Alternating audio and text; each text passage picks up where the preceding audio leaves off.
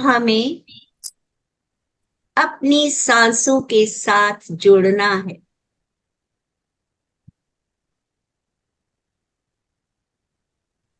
सहज सौम्य सांसें, स्वाभाविक सांसें, नेचुरल सांसें, बिना किसी बदलाव की सांसें।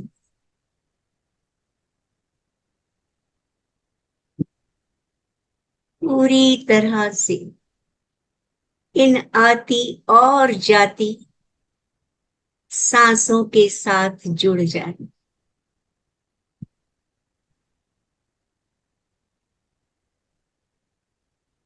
अंदर आती हुई सांसों की गर्मी को महसूस करें। सॉरी, अंदर आती हुई सांसों की शीतलता को महसूस करें और बाहर जाती हुई हर सांस की गर्मी को महसूस करें और कुछ भी नहीं करना।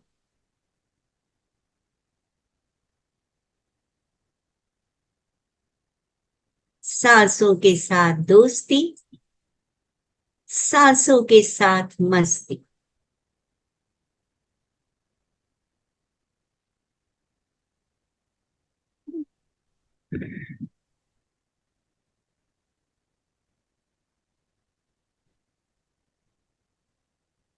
मां अवतार बाबा जी की चेतना, ब्रह्म ऋषि पत्री जी की चेतना के साथ खुद की चेतना को जोड़ते हुए उनकी शरणागति होते हुए थोड़ा और डाल ली। थोड़ा और डाल ले, वो भी तो होंगे। पूरी थोड़ा सा। तरह से थोड़ा सा और डाल। ध्यान में जुड़ जाएं।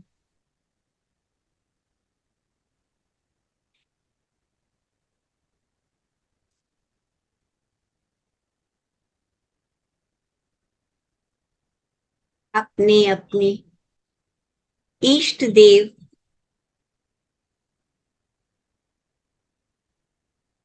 लॉर्ड कृष्णा, साईं बाबा, महाअवतार बाबा जी, महादेव, मां आदि पराशक्ति के साथ लॉर्ड हनुमान जी, लॉर्ड गणेशा, सबको प्रेम और आदर से आमंत्रित करें।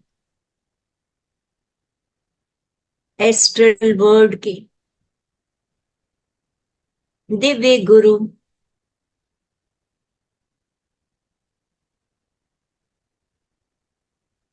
सभी मास्टर्स जो हमारी आत्मा के विकास में मदद करने के लिए तत्पर रहते, उन सब को आमंत्रित करें।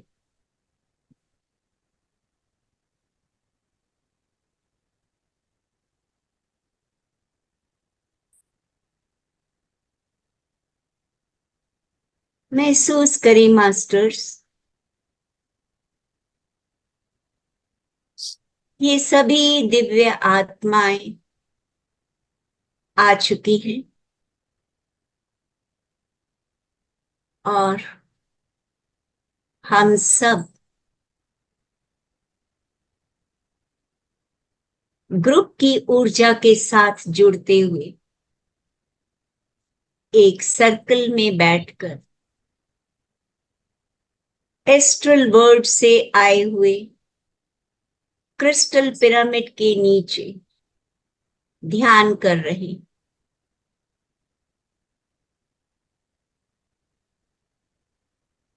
हमारे चारों ओर दिव्य गुरु, दिव्य मास्टर्स दिव्य आत्माएं हमें गाइड करने के लिए हमारे साथ ध्यान करने के लिए बैठ चुके हैं।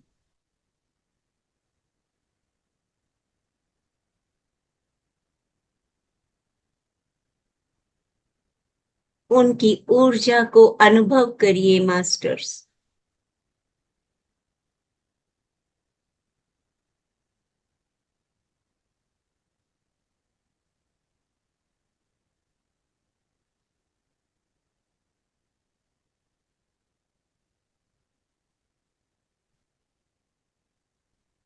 हर आती और जाती सांस हमें और भीतर लेकर जा रही।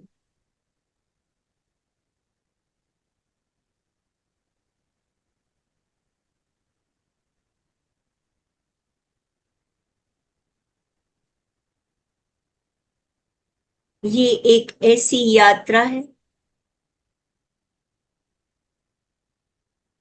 जो हमें परिवार के साथ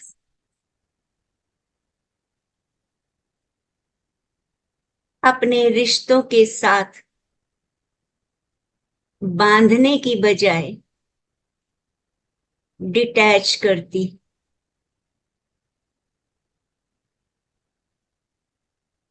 डिटैच का मतलब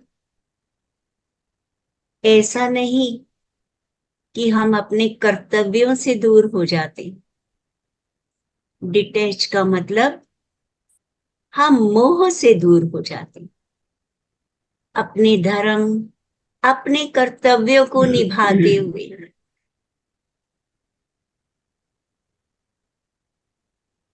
हम अपनी सोल के विकास में जुड़ जाते, अपनी आत्मा के विकास में जुड़ जाते, जो हमारा अल्टीमेट एम है, लक्ष्य है, जिसके लिए हम अवतरित होते हैं।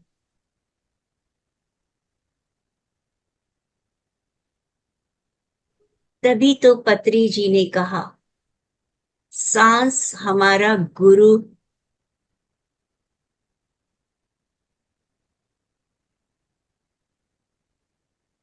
सांस हमें पवन पुत्र बनाती है।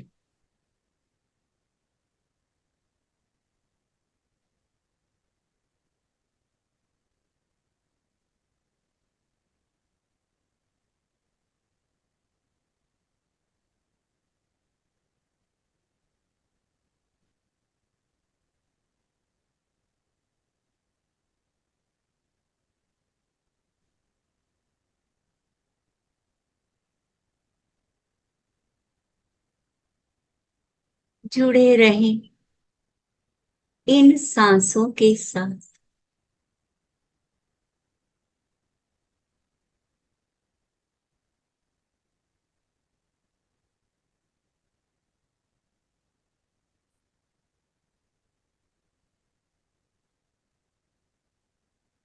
हर अंदर आती हुई सांस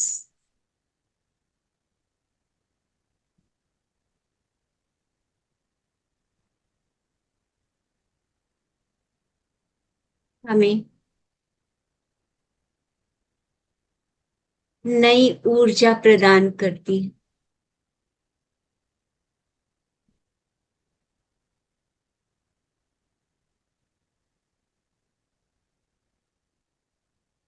हमें शांत करती,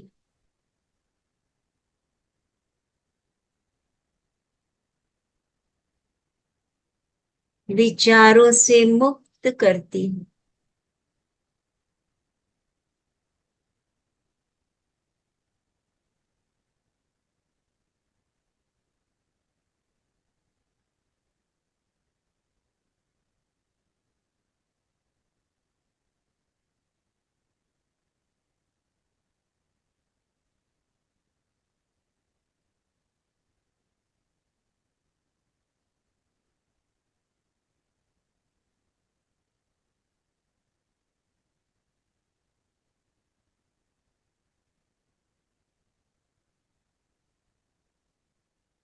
ध्यान करते करते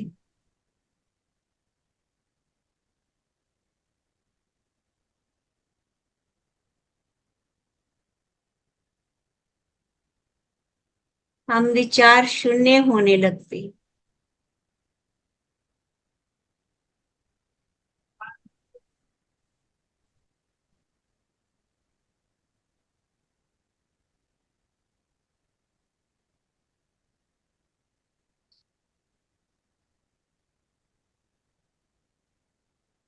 हर बाहर जाती हुई सांस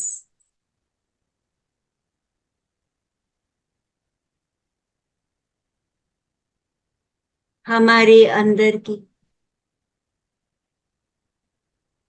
नेगेटिविटी,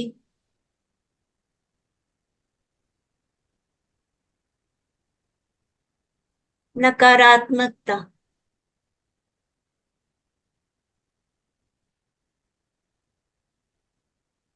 थकावट, चिंताओं को साथ लेकर बाहर जाती।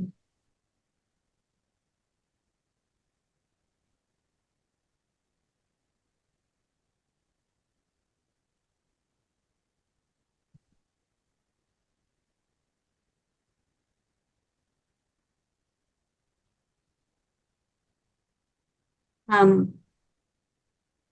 शांत और शांत होते जा रहे हैं।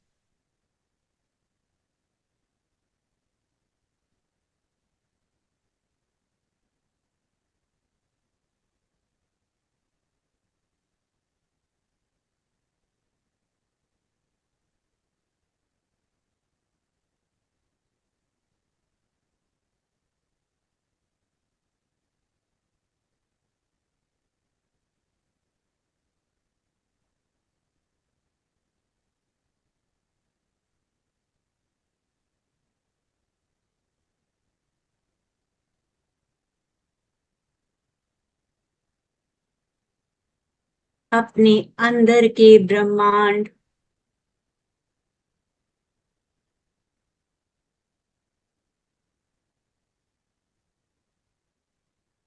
उस ब्रह्मांड में जो हमारा दिव्य प्रकाश, उस प्रकाश से जुड़ने का प्रयत्न करें मास्टर्स।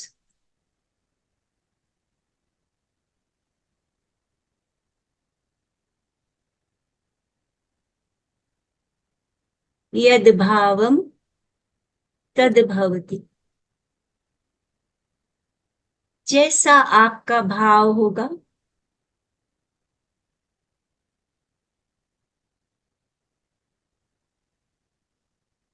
वैसा ही आप महसूस करेंगे।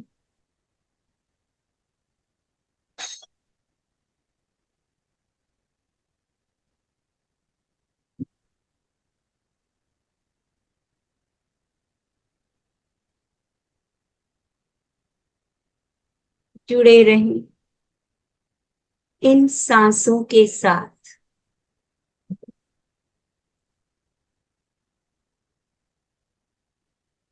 भैया,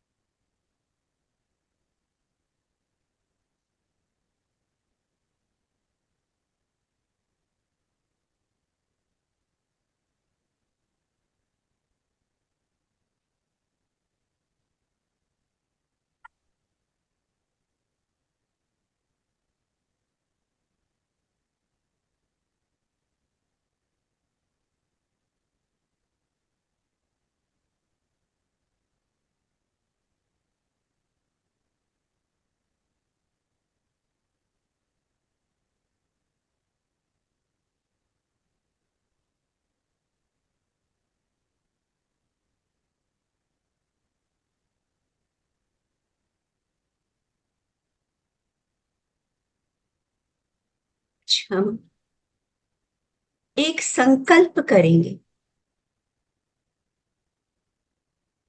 हमारे अंदर जितनी भी धारणाएं हैं जो हमने अपने पूर्वजों से, अपने समाज से, अपने अंदर जमा की हुई, जो हमें आध्यात्मिक उन्नति में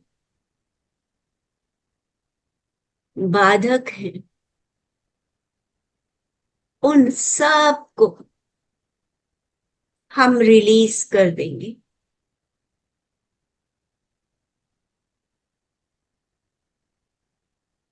ये धारणाएं कितनी भी गहरी क्यों ना हो,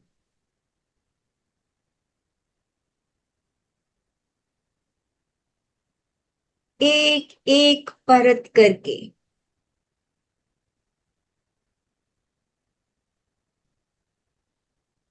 इनको निकालते जाएंगे।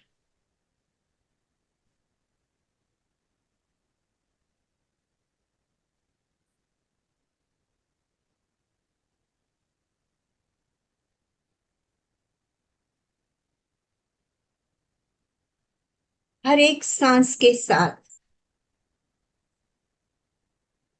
अपनी ही गहराई को जानते रहें।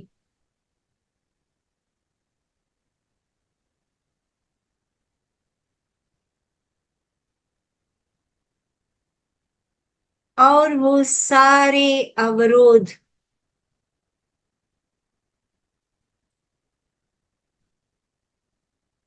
जो हमें हमारे ही अंदर के दिव्य प्रकाश तक पहुंचने में बाधक है,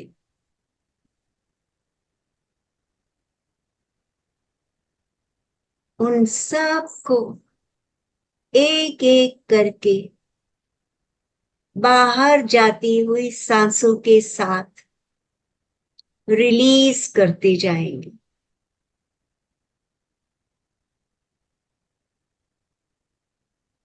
खुद को हल्का करते जाएंगे।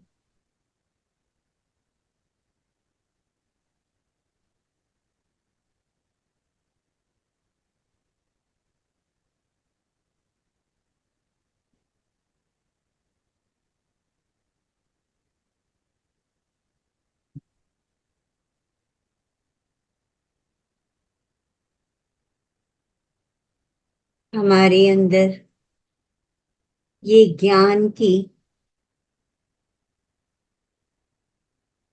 अंडरस्टैंडिंग की ज्योति प्रकाशित होती जाएगी।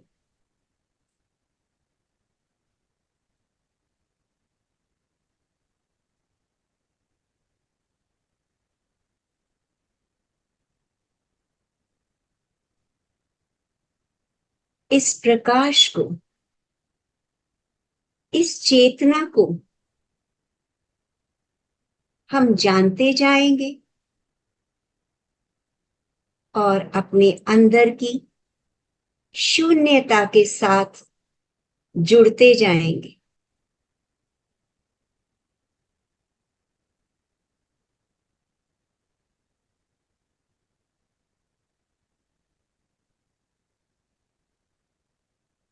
इस ब्रह्मांड के अनंत ज्ञान को अपने अंदर उतारते जाएंगे।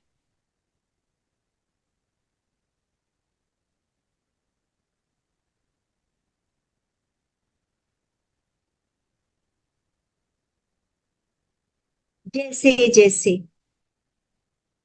हम इस दिव्य प्रकाश से जुड़ रहे हैं, हम अपने आप को एक नई दिशा में लेकर जा रहे हैं, एक नई सृष्टि की रचना कर रहे हैं।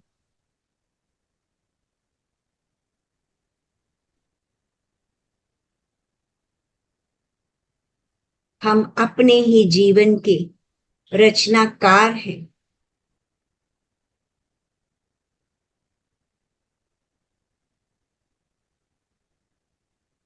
इस रचनाकार से जुड़ने के लिए पूरी तरह से अपनी सांसों से जुड़े रहें।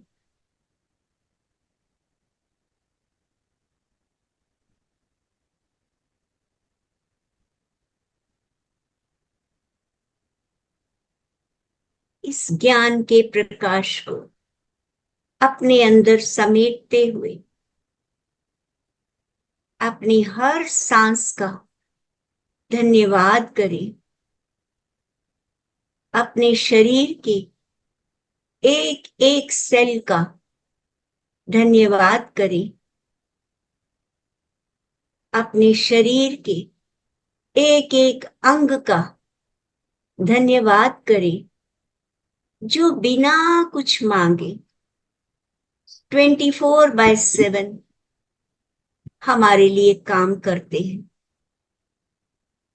अपने माता पिता का धन्यवाद करें। अपने परिवारजनों का धन्यवाद करें। उन दिव्य गुरुओं का धन्यवाद करें जिन्होंने आज इस ध्यान की यात्रा में हमारा मार्गदर्शन किया, हमें अपनी ऊर्जा से जोड़ा। उस क्रिस्टल पिरामिड का धन्यवाद करें जिसने हमें 3 गुना अधिक ऊर्जा दी।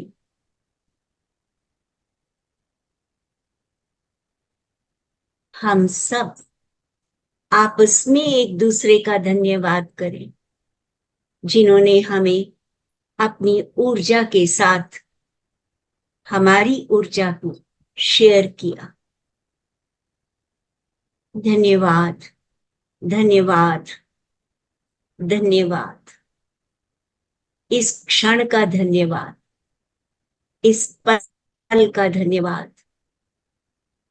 सबकी मंगल कामना करते हुए मास्टर्स अपने भौतिक शरीर को अनुभव करें।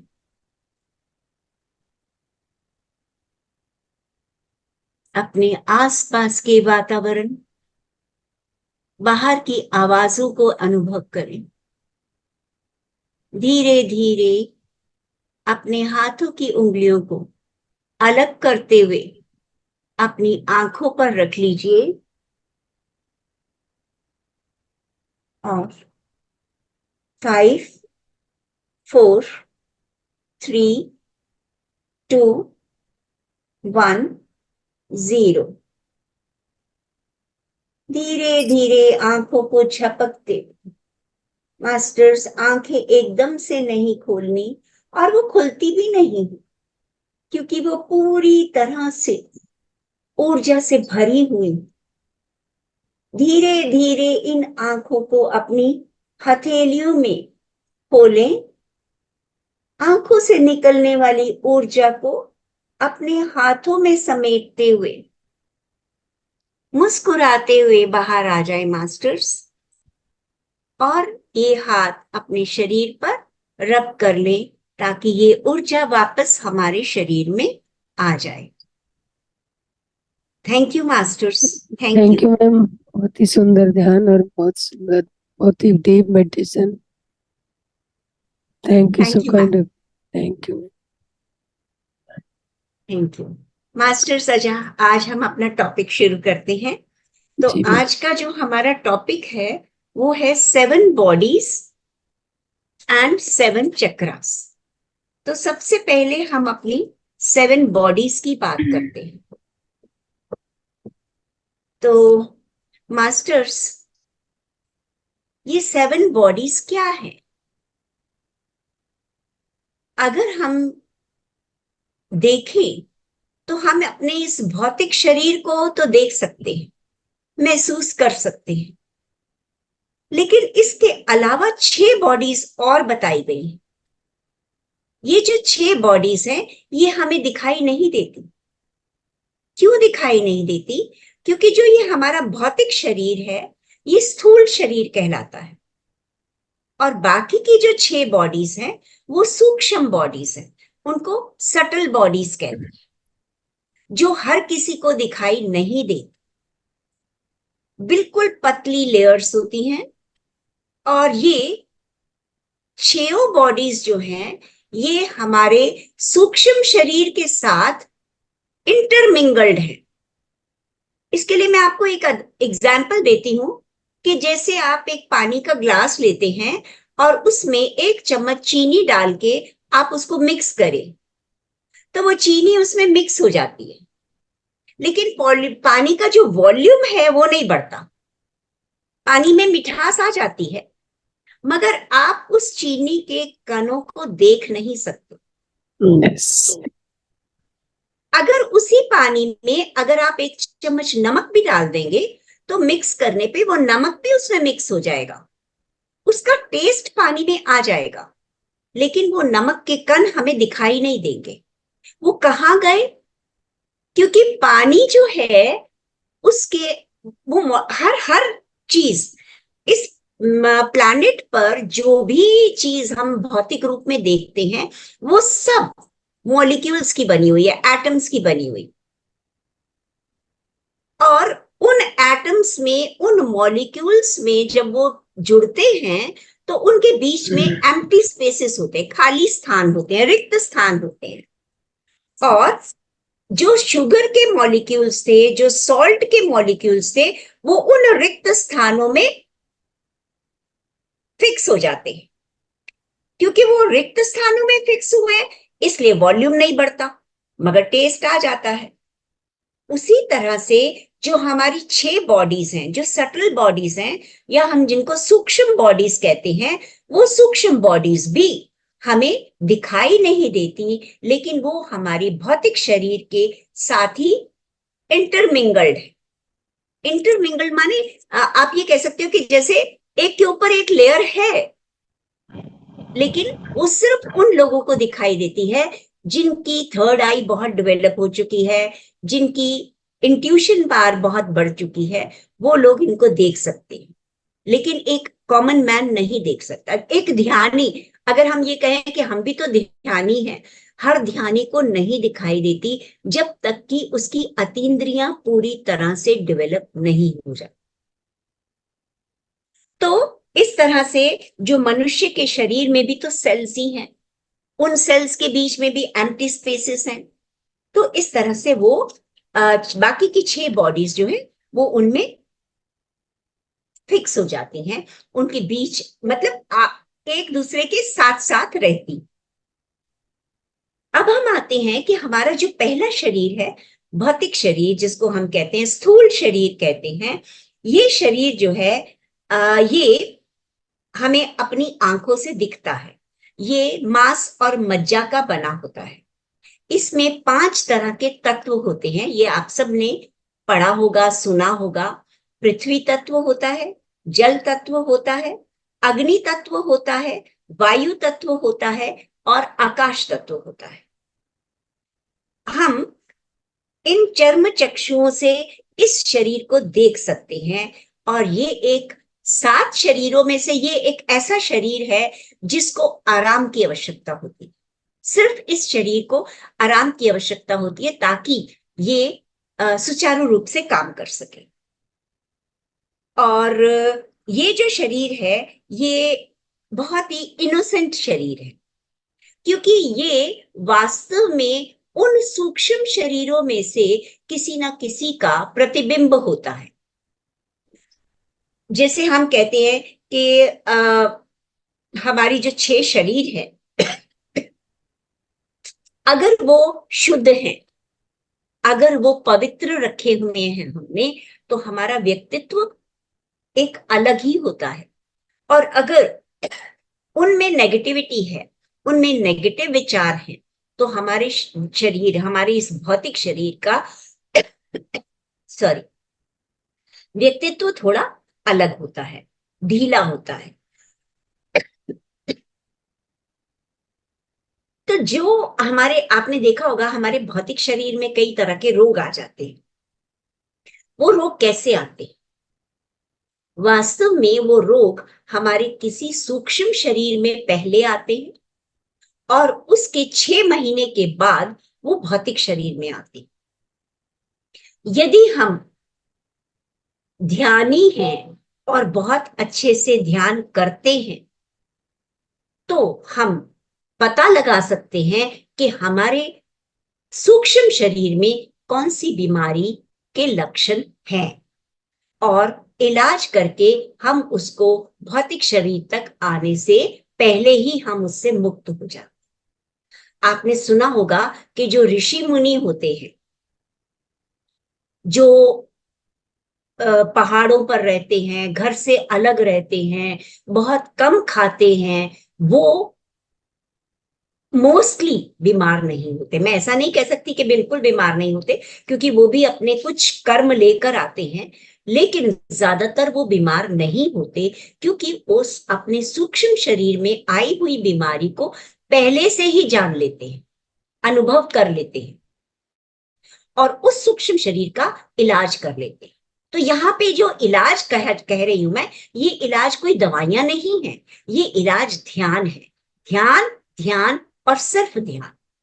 और हमारी थॉट्स, कैसे विचार हैं हमारे, हमारी, क्योंकि जो ज्यादातर बीमारियां होती हैं वो साइकोसोमैटिक होती हैं, हमारे जो हम सोचते हैं उसके आधार पर बनती। तो जैसे हमारे विचार होते हैं वैसे हमें बीमारियां आती हैं।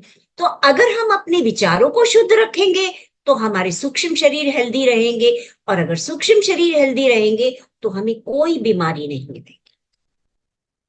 इसी तरह से जो बीमारी का कारण क्या होता है, हमारे जो शरीर के, इस भौतिक शरीर के जो विभिन्न अंग हैं, विभिन्न सिस्टम हैं, जैसे डाइजेस्टिव सिस्टम है, रेस्पिरेटरी सिस्टम है, इन सारे सिस्टम्स के अलग अलग ऑर्गेन्स होते हैं। जैसे रेस्पिरेटरी सिस्टम में लंग्स हैं, तो लंग्स की बीमारी, या सर्कुलेटरी सिस्टम में हार्ट है तो हार्ट की बीमारी, ये क्यों आती है? क्योंकि उन अंगों में सही मात्रा में ऊर्जा नहीं पहुंचती। जब सही मात्रा में ऊर्जा नहीं पहुंचती तो वो अंग सुचारू रूप से काम नहीं कर पाते, जिसकी वजह से वो बीमारी आती है।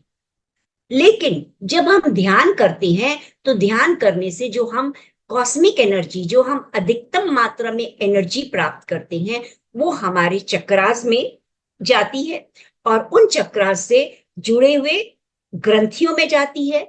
उन ग्रंथियों के द्वारा वो ऊर्जा हमारे शरीर के विभिन्न अंगों में जाती है। जब अंगों में सुचारू रूप से ऊर्जा मिल जाती है तो वो अंग रोग मुक्त रहते।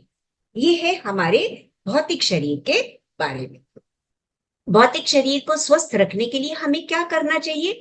हमें एक तो ध्यान है, और ध्यान ही सबसे बड़ा इलाज है, और दूसरा सबसे इंपॉर्टेंट है, हमें शाकाहार रहना है। क्योंकि जब हम मांस खाते हैं तो मास्टर्स, मांस जो है वो हिंसा से बनता है। हिंसा माने जब हम पशुओं को मारते हैं। जब किसी पशु को मारा जाता है तो उसकी आंखों में, उसके शरीर में जो डर का भाव होता है, जो क्रोध का भाव होता है, वो डर और क्रोध की जो एनर्जी है वो उसके मांस में आ जाती है, और वो उसके मांस में आ जाती है। और वही मांस जब हम खाते हैं तो वो ऊर्जा हमें रोग उत्पन्न करती है, क्योंकि हमारा शरीर उस तरह का बना हुआ नहीं है। हमारी इंटेस्टाइन बहुत बड़ी है, और जो मांसाहारी पशु होते हैं उनकी इंटेस्टाइन छोटी होती है। तो जो लंबी आंत होती है उसमें वो मांस कई दिन तक पड़ा रहता है, सड़ता रहता है, उससे गैसें बनती हैं, और उन गैसों की वजह से हमें बीमारियां हो जाती हैं। तो इसलिए हम अगर अपने भौतिक शरीर को स्वस्थ रखना चाहते हैं तो सबसे पहले शाकाहार बने, अपने विचारों को पॉजिटिव बनाएं, और हम ध्यान करें। ध्यान ही एक तरीका है जो हमें अधिक से अधिक ऊर्जा देता है। दूसरी बॉडी है, सॉरी मैं, ओके, अब तो शायद मैं शेयर नहीं कर पाऊंगी, उसमें टाइम लंबा लग जाएगा। मैंने स्लाइड्स बनाई भी थी, आई एम सॉरी, मैं उसको लोड करना भूल गई। तो दूसरा शरीर जो होता है वो होता है एथरिक बॉडी।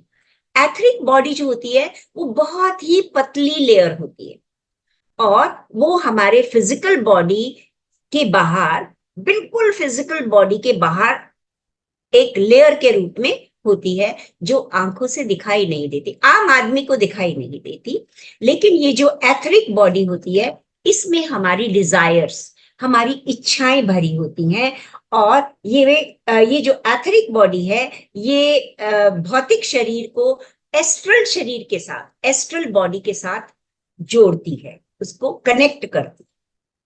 इस एथरिक बॉडी में ही हमारी सारी ऊर्जा भरी हुई होती है। जितनी भी ऊर्जा हम ध्यान के द्वारा प्राप्त करते हैं, वो सारी ऊर्जा इसी बॉडी में जमा होती है। कहाँ जमा होती है?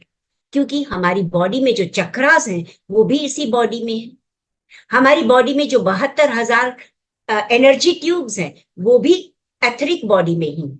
तो वो सारी ऊर्जा इसमें जमा, और ये बॉडी जो है, इसकी हमारे सारे चक्रास जो हैं वो इसी बॉडी में है। लेकिन हम जब चक्रास के बारे में पढ़ेंगे तो हम जानेंगे कि ये चक्रा हमारी स्पाइन में है, हमारी रीढ़ की हड्डी में है, मगर वो एक्चुअली एथरिक बॉडी में होते हैं। और कुछ एंडोक्राइन ग्लैंड्स के द्वारा वो हमारे भौतिक शरीर से जुड़े होते हैं। तो वो जो चक्रास होते हैं उनमें एनर्जी स्टोर्ड होती है। वो एनर्जी चक्रास से हमारी 72,000 नाड़ियों में ट्रेवल करती है और विभिन्न अंगों तक ऊर्जा पहुंचाती है, और वो ऊर्जा हमारे शरीर को निरोग बनाती है, डिजीजेस से मुक्त करती है। जब हम ये कहते हैं ना कि हम अपनी सेल्फ हीलिंग कर सकते हैं, सेल्फ हीलिंग कैसे कर सकते हैं? वो इस एथरिक बॉडी के थ्रू ही हम हीलिंग करते हैं, क्योंकि एथरिक बॉडी में जो ऊर्जा है वही हमारे अंगों को जब सही मात्रा में पहुंचती है तो उससे हम अपने शरीर की हीलिंग कर सकते हैं। अब एथरिक बॉडी को हम ये जो हमारी एथरिक बॉडी है, अगर हम बहुत अधिक काम करते हैं, अगर हम बहुत ज्यादा मेहनत करते हैं, तो ये एथरिक बॉडी की जो लेयर है ये और पतली हो जाती है। और अगर हम सामान्य काम करते हैं, रेस्ट भी करते हैं, तो ये एथरिक बॉडी की जो लेयर है वो एक्सपैंड हो जाती है। आपको समझ आ गया होगा आई थिंक।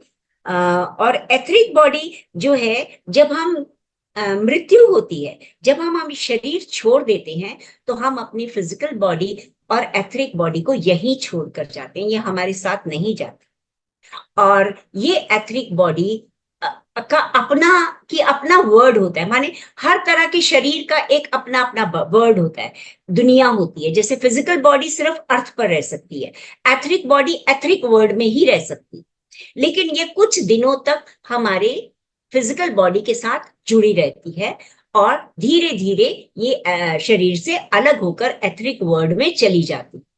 कभी कभी आपने सुना होगा कि कई लोग रात के समय जब शमशान से गुजरते हैं, शमशान के रास्ते से गुजरते हैं, तो वो उनको ऐसा दिखता है कि किसी कब्र में से एक शरीर, पतला सा शरीर निकल कर जा रहा है, और वो समझते हैं कि हमने भूत देखा है। वो वास्तव में भूत नहीं होता, वो एथरिक बॉडी ही होती है जो एक पतली सी लेयर के रूप में वापस एथरिक वर्ल्ड में जा रही है। ये था एथरिक बॉडी के बारे में। तीसरी बॉडी होती है हमारी एस्ट्रल बॉडी या इमोशनल बॉडी। तो एस्ट्रल बॉडी जो होती है वो बिल्कुल फिजिकल बॉडी जैसी ही होती है, देखने में वो फिजिकल बॉडी जैसी ही होती है, लेकिन ये हल्की होती है, जबकि फिजिकल बॉडी डेंस होती है। हमारी फिजिकल बॉडी जो है इसका घनत्व ज्यादा होता है, और एस्ट्रल बॉडी दिखने में बिल्कुल फिजिकल बॉडी जैसी होती है, लेकिन बहुत हल्की होती है। आपने सुना होगा कि रात को जब हम सोते हैं तो हम एस्ट्रल ट्रेवल करते हैं। वो एस्ट्रल ट्रेवल हम एस्ट्रल बॉडी के द्वारा ही करते हैं। एस्ट्रल ट्रेवल का क्या मतलब है? जब हम विभिन्न डायमेंशंस में, अलग अलग लोकों में जाते हैं, और हर कोई ये एस्ट्रल ट्रेवल करता है, चाहे उसे पता लगे या ना लगे। आपने कई बार महसूस किया होगा कि रात के टाइम सोए सोए आपको एक झटका सा लगता है, आपको ऐसे लगता है जैसे आप कहीं से गिरे हो। वो आप गिरते नहीं हो, वो वास्तव में जो एस्ट्रल बॉडी किसी भी जगह से ट्रेवल करके वापस आती है हमारे शरीर में, तो वो झटका सा महसूस होता है। हमारी एस्ट्रल बॉडी हमारी भौतिक शरीर से जुड़ी हुई होती है एक सिल्वर कॉर्ड के थ्रू। एक सिल्वर कॉर्ड होता है जिससे हमारी एस्ट्रल बॉडी हमारे भौतिक शरीर से जुड़ी हुई होती है। जब ये बाहर निकलती है तो ये हमें, मतलब हम सो रहे होते हैं, हमारा भौतिक शरीर बेड पे होता है, लेकिन ये बॉडी बड़ी दूर तक जा सकती है, जितनी भी दूर तक जा सकती, किसी भी लोक में, किसी भी डायमेंशन में जा सकते। ये हमारे जो शरीर छोड़ गए लोग हैं उनके पास भी जा सकती है, जो शरीर में हैं उनके पास भी जा सकती है। कई बार आपने महसूस किया होगा कि सुबह जब आप उठते हो तो आपको ऐसा लगता है अरे मैं तो अपने बहुत ही बेस्ट फ्रेंड से मिलकर आई हूं सपने में। लेकिन वो सपना नहीं होता, वो वास्तव में एस्ट्रल ट्रैवलिंग होती है। और अगर आप उससे सुबह के अगले दिन फोन करके पूछते हो कि कल तूने ये कपड़े पहने हुए थे या इस समय पर तू ये काम कर रही थी या कर रहा था, तो आपको पता चलेगा कि ये जो मैं कह रही हूं वो कहती है हाँ मैं बिल्कुल ऐसा ही कर रही थी। तेरे को कैसे पता चला? वो एक्चुअली क्या होता है कि हम एस्ट्रल ट्रेवल के दौरान उसके घर होकर आते हैं और उसको देख कर आते हैं और फिर वापस आकर अपनी फिजिकल बॉडी में समा जाते हैं। और कभी कभी हम उन लोगों से भी मिलते हैं जो शरीर छोड़कर जा चुके हैं मगर हमारे प्रियजन हैं, तो उनको भी हम दूसरे वो शब्द सोल वर्ड में जाकर मिलते हैं। कभी कभी हम अपनी फिजिकल वर्ड की जो समस्याएं हैं उनको भी हम अपने सोल वर्ड के प्रियजनों के साथ डिस्कस करके उनसे गाइडेंस लेते हैं। तो ये है एस्ट्रल बॉडी, जो हमारे शरीर से जुड़ी तो होती है लेकिन जब हम सो जाते हैं तो ये अलग अलग डायमेंशंस में ट्रेवल करके चली जाती है। ये तो है अनकॉन्शियस ट्रेवल, जो हमारे को पता नहीं चलता। लेकिन अगर हम चाहें तो हम कॉन्शियसली भी एस्ट्रल ट्रेवल कर सकते हैं। उसके लिए हमें क्या करना है, हमें अपने मन में संकल्प करना है कि मैं इसको मिलना चाहती हूं। तो जितना स्ट्रॉन्ग आपका इंटेंशन होगा उतनी ही आसानी से आप एस्ट्रल ट्रेवल करेंगे। वो आप मेडिटेशन के दौरान भी कर सकते हैं और रात को सोए हुए भी कर सकते हैं। सोने से पहले अगर आप एक बहुत स्ट्रॉन्ग इंटेंशन रखते हैं कि मुझे, जैसे मान लीजिए आपके पास कोई कला है, आपके पास कोई ज्ञान है और आप चाहते हैं कि मैं किसी दूसरे लोक में जाकर इस ज्ञान को बांटूं, उन लोगों को ये सिखाऊं, तो मास्टर्स आपकी हेल्प करते हैं और आपको उस किसी लोक में लेके जाएंगे जहां उस ज्ञान की आवश्यकता है। आप उन लोगों को वो ज्ञान सिखाएंगे और फिर वापस अपने भौतिक शरीर में आ जाएंगे। तो ये होती है कॉन्शियस एस्ट्रल ट्रेवल, जिसको हम अपने संकल्प के द्वारा कर सकते हैं। एस्ट्रल बॉडी को शुद्ध रखने के लिए हम क्या करते हैं, क्योंकि एस्ट्रल बॉडी में हमारी इमोशंस, हमारे भाव होते हैं, हमारी इच्छाएं होती हैं और जिनके आधार पर विचार बनते हैं। यदि हमारे ये विचार सकारात्मक होंगे, हमारे भाव शुद्ध होंगे, हमारे विचार सकारात्मक होंगे, तो हमारी एस्ट्रल बॉडी भी शुद्ध रहेगी। और अगर हमारे विचार नकारात्मक होंगे तो वो हमारी एस्ट्रल बॉडी दूषित हो जाए। Is that okay masters? जिनके पास एस्ट्रल विजन होता है, जिनकी दिव्य दृष्टि होती है, वो इस एस्ट्रल बॉडी को भी देख सकते हैं। हमारा चौथा शरीर है मेंटल बॉडी। ये हमारी थॉट से बनती है, हमारे विचारों से बनती है और ये बड़ी धुंधली सी होती है। जिनके थॉट नेगेटिव होते हैं उनके शरीर में मेंटल बॉडी डेवलप नहीं हुई, मतलब होती है लेकिन विकसित नहीं हुई। मगर जब हमारे थॉट्स पॉजिटिव हो जाते हैं तो फिर मेंटल बॉडी डेवलप होनी शुरू हो जाती है। और ये प्रूव किया गया है, हमारे जो फिजिकल वर्ड के साइंटिस्ट हैं, जो मेटाफिजिकल वर्ड के साइंटिस्ट हैं, जो थियोसॉफिकल वर्ड के साइंटिस्ट हैं, उनके द्वारा ये प्रूव किया गया है कि ये सच है, मेंटल बॉडी तभी डेवलप होती है जब हमारे विचार सकारात्मक होते हैं। अब आप कहेंगे कि ऐसा क्यों होता है? तो मास्टर्स, आपने कई बार ध्यानियों से, मास्टर से सुना होगा कि हमें, हमारे अंदर जो किसी के प्रति नेगेटिव विचार बनते हैं उनके लिए हमें रोज रात को फॉरगिवनेस कर लेनी चाहिए। क्योंकि ये विचार जो हैं, अगर हम पूरे दिन में जो भी विचार करते हैं, पॉजिटिव या नेगेटिव, वो हमारी मेंटल बॉडी में स्टोर हो जाते हैं और एक बार ये स्टोर हो जाते हैं, ये कर्म का रूप ले लेते हैं और उन कर्मों को बैलेंस करने के लिए हमें बार बार जन्म लेने पड़ते हैं। तो इसलिए ये कहा जाता है कि सोने से पहले अपने रोज की दिनचर्या को स्कैन करिए कोई भी अगर हमने किसी के बारे में भी नेगेटिव धारणा रखी है तो उससे माफी मांग लें। और अगर आपको लगता है कि किसी ने आपको बुरा कहा तो उसको माफ कर दें, क्योंकि अगर हम ऐसा नहीं करेंगे तो चाहे हमें अच्छा लगे या बुरा लगे, वो जो विचार हैं जो हमने अपने अंदर धार लिए, आज मेरे को मेरे बच्चे ने कुछ कह दिया, कुछ उसने गलत कह दिया और मैं बहुत दुखी हूं। अब वो दुख की जो भावना है वो रात को अगर मैं उसको क्लियर नहीं करके सोती तो रात के समय हमारी सबकॉन्शियस बॉडी जो है, जो अवचेतन मन है, वो बहुत एक्टिव होता है। तो वो सारी जो विचार है मेरे, वो उस बॉडी में जमा हो जाएंगे और फिर वो कर्म का रूप ले लेंगे। तो चाहे उसने बुरा कहा है तो उस बुरे का बदला लेने के लिए मेरे को नया जन्म लेना पड़े। अगर मैंने किसी के बारे में बुरा सोचा है तो हो सकता है जिसके बारे में बुरा सोचा उसको तो पता भी नहीं चलेगा, लेकिन क्योंकि मैंने सोचा है तो मेरा तो कर्म बन गया। मगर अगर मैं रात को सोने से पहले अपने इन कर्मों को पूरी तरह से डिलीट कर दूं, अपने विचारों को डिलीट कर दूं और जिसके लिए मैंने बुरा सोचा उससे माफी मांग लूं, माफी मांगने के लिए फिजिकली माफी मांगने के लिए नहीं, अपने अंतर मन से माफी मांग, और ये प्रॉमिस करिए कि ऐसा मैं अब आगे से नहीं करूंगी, तो वो विचार डिलीट हो जाएंगे और आपके मेंटल बॉडी में वो जमा नहीं होंगे। तो आपकी मेंटल बॉडी शुद्ध रहेगी। मेंटल बॉडी शुद्ध रहेगी तो वो डेवलप होगी और आपको हेल्प करेगी। नेक्स्ट है कॉजल बॉडी।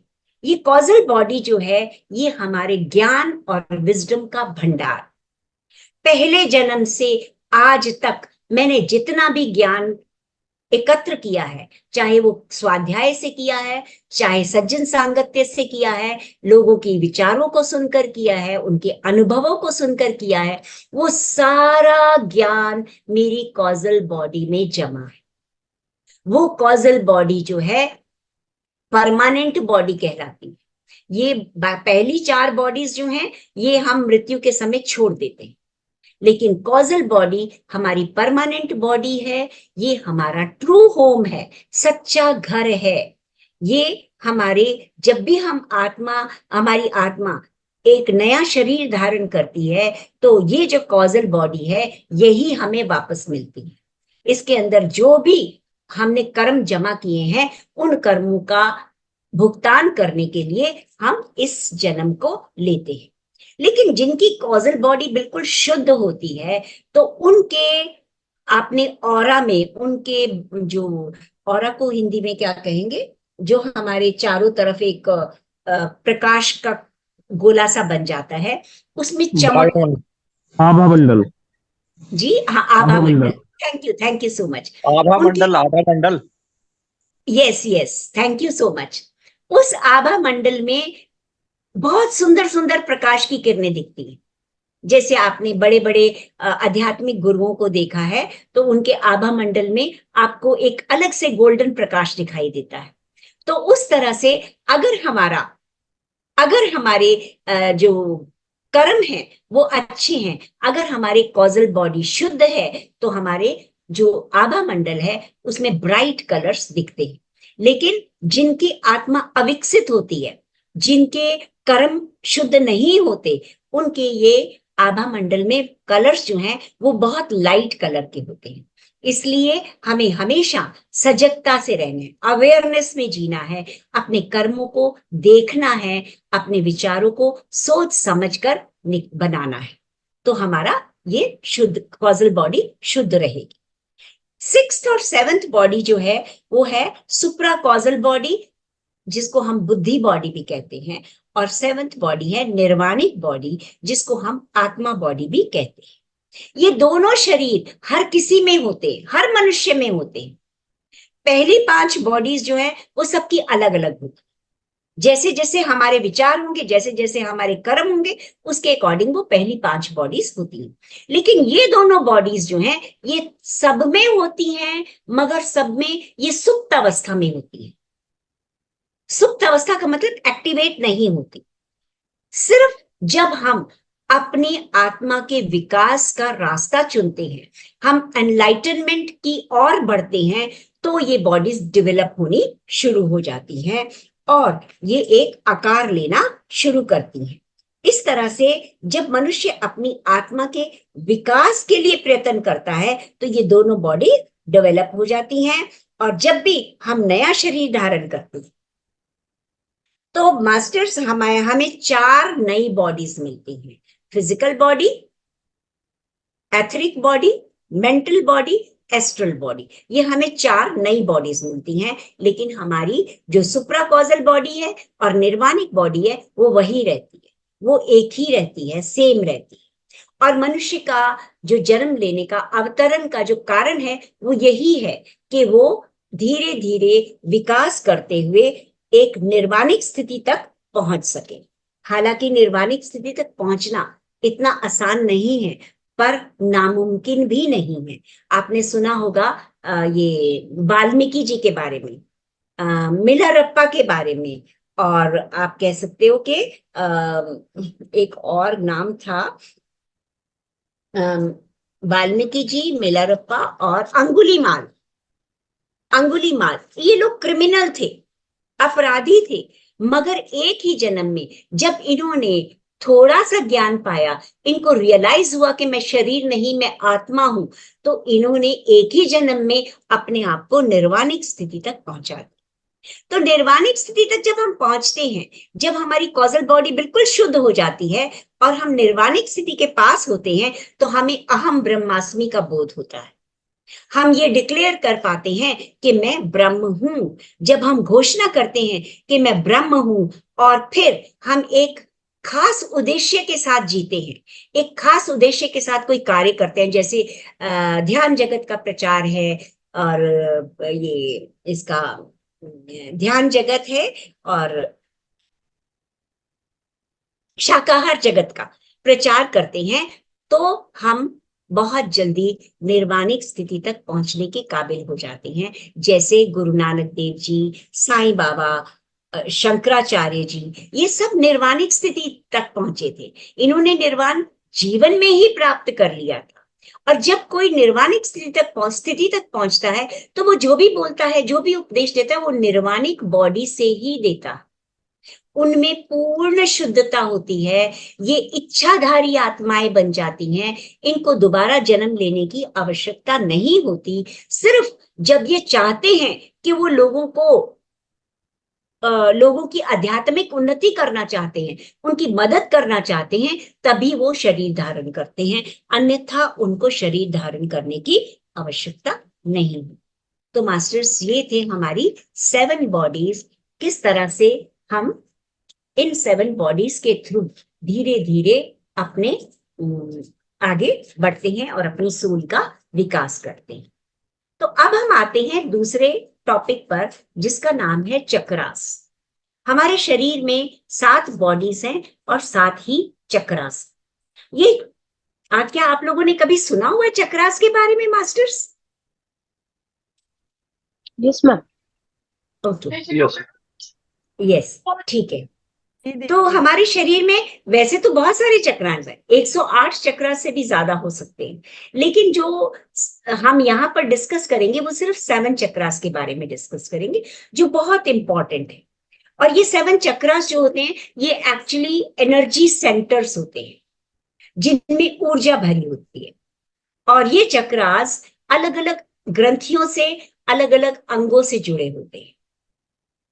इसके लिए मैं एक छोटा सा एग्जांपल बताती हूँ। जैसे आपने देखा होगा कि बिजली प्रोड्यूस करते हैं, इलेक्ट्रिसिटी प्रोड्यूस करते हैं। ये इलेक्ट्रिसिटी जब किसी पावर हाउस में प्रोड्यूस होती है, तो इसको सब स्टेशंस में भेज दिया जाता है। उन सब स्टेशन से ये अलग अलग घरों में पहुंचती है। अलग अलग घरों में जब पहुंचती है, तो इस इलेक्ट्रिसिटी का उपयोग हम अलग अलग उपकरणों में करते हैं। कोई प्रेस चलाता है, कोई हीटर चलाता है, एसी चलता है, पंखा चलता है। तो ये क्या है? ये वास्तव में ऊर्जा ही है, एनर्जी का ही रूप है। मगर आप देखते हैं कि जब हम प्रेस चलाते हैं तो गर्म ऊर्जा बनती है, जब हम एसी चलाते हैं तो ठंडी ऊर्जा बनती है। तो ऊर्जा अलग अलग रूप में होती है, अलग अलग तरीके से यूज होती है, मगर ऊर्जा वही है, एक ही ऊर्जा है। और प्रकृति का, ब्रह्मांड का ये नियम है कि ऊर्जा ना तो हम पैदा कर सकते हैं ना ही नाश कर सकते। जितनी ऊर्जा ब्रह्मांड में है वो उतनी ही रहेगी, सिर्फ उसका रूप बदल सकता है। तो जब हम चक्रास की बात करते हैं, तो जब हम ऊर्जा ध्यान के द्वारा लेते हैं, सोने के द्वारा लेते हैं, खाने के द्वारा लेते हैं, तो वो ऊर्जा जो है वो हमारे चक्रास में इकट्ठी हो जाती है। ये चक्रास 72,000 नाड़ियों से जुड़े होते हैं। उन नाड़ियों से होती हुई ये ऊर्जा चक्रास में आती है। चक्रास हमारे ग्रंथियों से जुड़े होते हैं, ग्रंथियां हमारे शरीर के अंगों से जुड़ी होती हैं। इस तरह से ये ऊर्जा चक्रास में से होती हुई विभिन्न अंगों तक पहुंचती है, और फिर उन अंगों में जब ऊर्जा सफिशिएंट मात्रा में हो जाती है तो हमारी जितनी भी ब्लॉकेजेस है वो रिलीज हो जाती हैं और हम रोग मुक्त हो जाते हैं। तो ये तो है चक्रास का मेन फंक्शन। अब चक्रास 7 है, तो मैंने आपको बताया कि सबसे पहले होता है मूलाधार चक्र, रूट चक्रा कहते हैं जिसको। मूलाधार मीन्स जो मूल आधार है।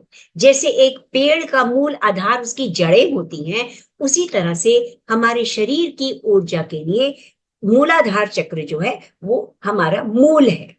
ये मूलाधार चक्र जो है, जब मनुष्य इस चक्र में सीमित रहता है, क्योंकि हम जो जन्म लेते हैं, हमारी आत्मा जो अवतरित होती है, तो पहले जन्म में वो मूलाधार चक्र में ही होती है। एक जन्म से 50-60 जन्मों तक वो मूलाधार चक्र में ही होती है। एक चक्र के जब सारे अनुभव वो ले लेती है, तब वो दूसरे चक्र तक आती है।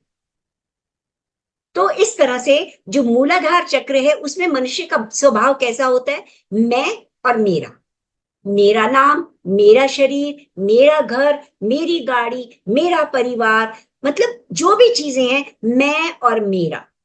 कमाई करनी है तो मैं और अपने लिए। और जो मूलाधार चक्र है वो हमारे स्केलेटन सिस्टम को बनाता है, स्ट्रक्चर खड़ा करता है। माने हमारे अंदर जो हड्डियों का ढांचा बनता है वो मूलाधार चक्र के द्वारा बनता है, और ये हमारे शरीर के दाएं और बाएं हिस्से में संतुलन बनाता है। ये जैसे हमने कहा ना, हम 5 तत्वों के बने हुए हैं, तो उन 5 तत्वों में जो मूलाधार चक्र है वो पृथ्वी तत्व से जुड़ा हुआ है। तो पृथ्वी तत्व से जुड़ा होता है और इसीलिए ये पृथ्वी तत्व तक ही रहता है, माने सिर्फ अपनी ही जरूरतों के लिए रहता है। ये पुरुषों में टेस्टिस और महिलाओं में ओवरीज के स्मूथ फंक्शनिंग में मदद करता है।